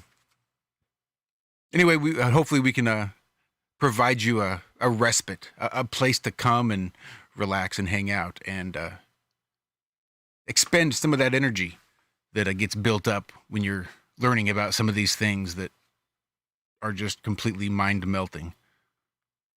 So just remember that we're here for you. We love all of you guys. We look forward to seeing you back here next week. Walt, John, Adam, Cammie, Zach, Lucas, Brendan, I appreciate the hell out of all you guys. Thank you so much for making tonight what it was. A blast as always. And with that, I guess we'll get the hell out of here. All right. Quick reminder, there's Bitches Brew on this channel Sunday night. On this one? On this one. Really. Well, make sure me and the bitches. Make sure you remind me to What you send you bitches doing? No, that stream key. Make sure you can stream to this channel. Okay. I will send you the stream key. Is there a good time for me to go over that with you? I can do it over on Aislinn 717 if you got too much on your plate, but if it works for you and Works for we can me. get it out there. Yep, works for me. Works for you? All right. Yeah, I'm sure with just the stream key, Jaren will know exactly what to do and take care of it. Bloop, bloop, bloop, and you'll be ready to roll. Yeah, Jaren or Bob. That's right. I have a Jaren. You do have a Jaren. thank you All for right, this love y'all. photograph that I'm sharing with everybody there. Tarmo, it is definitely a snake eating its tail there. I see the eyes and the mouth. And yeah, that's pretty nuts. Thank you again, everybody in chat. Let me stop my share before I break my computer. Cammie Sunday, Cammie tomorrow. It's a Cammie weekend. Woo woo. All about me. Oh. Hey, baby. Roll with it. Thank you, everybody. Thank you so much, Brendan, man. It's good to have you back in the mix. Hopefully we'll talk to you next week when Billy Zigouris comes on. Billy will be here, right? So, and Lucas, brother. Thank you. Guys, go over to LC King channel, subscribe. I don't have the link in the description yet. It probably won't happen for a day or 3. I'll work on it because once we close this, it'll take a minute for the dust to settle before I can really do anything. Family here on the channel. Good to have Adam back around. John, shh. Don't you say anything. Just stay muted. Zach, this morning it was requested that you get your ass back on camera. You never are on camera on our show anymore. Just saying. I know we're all hideous, but you could help bring some. Cammie's bringing some beauty. You could bring a little bit. So get on here. Was that Neo Drifter? I forget. There was somebody I made that think comment. it was Neo. Wanted to see more of Zach. So we won't even try to get John on camera. So. That would be a lost cause. Josh, thank you, friend. It's been great. I'm so glad things are getting into a better place for you. You just don't know. It's just like everything, it takes effort. You can either be carried along by life or you can make a conscious effort to take action rather than react to the things going on around you. And I think that's what's really being bred into all these mask fascists, whether it's pro or anti, where they feel the need to come up and accost you and commit assault and battery on you with unwanted touching and the readjustment of your masks, which will liable to end up in a pile on the floor. Or worse, there's some really crazy videos of these people having confrontations and somebody ending up dead. So don't react. Think. Story, by the way. Yeah. De-escalate. learn to act with love. Today's task in order to get on a flight. All right, then I think that's going to about wrap it up. It's been exciting as all hell. Not sure what I just played there. Thanks, guys. Thanks. Thank you, Thanks for Lucas. having me. Truly, thank you, brother. Anytime. You just let us know. It's On an or open off invitation. camera, it doesn't matter. Yeah. Too easy. Cheers. We usually do this again on Wednesdays to talk about what we're going to do on Fridays. And since we don't usually have anything to plan or talk about, we just bullshit, chit chat, and basically do this exact same thing, only not live. Or, well, luckily John does record it. Just for posterity and for him to understand. Juicy secrets are told. Hit me up anytime. Yep. Well, we definitely will do that. Oh, before you go, sir, you drop me a link. I don't have a Spotify account. I'm sure it's simple and easy, but send it to me a different way. Is that possible? Or hell, I guess I could look it up a different way. But I was trying to listen to it before the show to see if it was something I could play, and I couldn't even get it up. So sorry about that. Yeah, no worries. I'll send it to you again. I can look it up, though. I'm sure I found another way. But yeah, Okay. I'm always in the new music. Always. Sweet. All right, that's it. I'll shut up now. All right, well, I guess we'll get out of here. We have this one in high demand here, too. I know that. So we'll just let this one play out. It's a little bit longer, but it's been a while since we've listened to it. So thanks again for tuning in to Have No Sphere on the Iron Rail Media YouTube channel. This has been us. Yes, Liz and the other scouts, we are going to do a Patreon Scouty just y'all on a Wednesday thing. We just have to make it happen with you guys, or Tuesday, or whatever. We just have to get the schedules. Sorry, I'll shut up now. Again. Shh.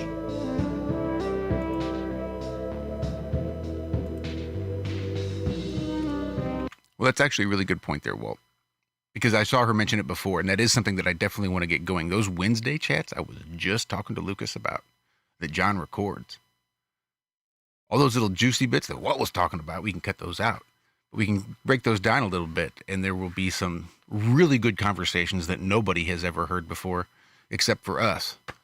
So those are things we do plan on putting on the Patreon for our patrons. That's awesome. As well as a few other things. Ideally, we'll maybe break down some of our longer videos and pull out some of the good stuff that maybe happens on occasion. So not a long list, but that we do have things in the works, in the plans. We've not forgotten you over there.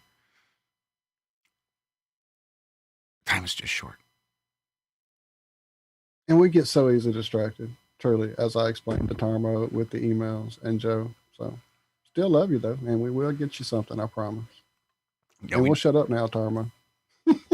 Right. Back to where we were. Sorry. Love you guys. Bye-bye.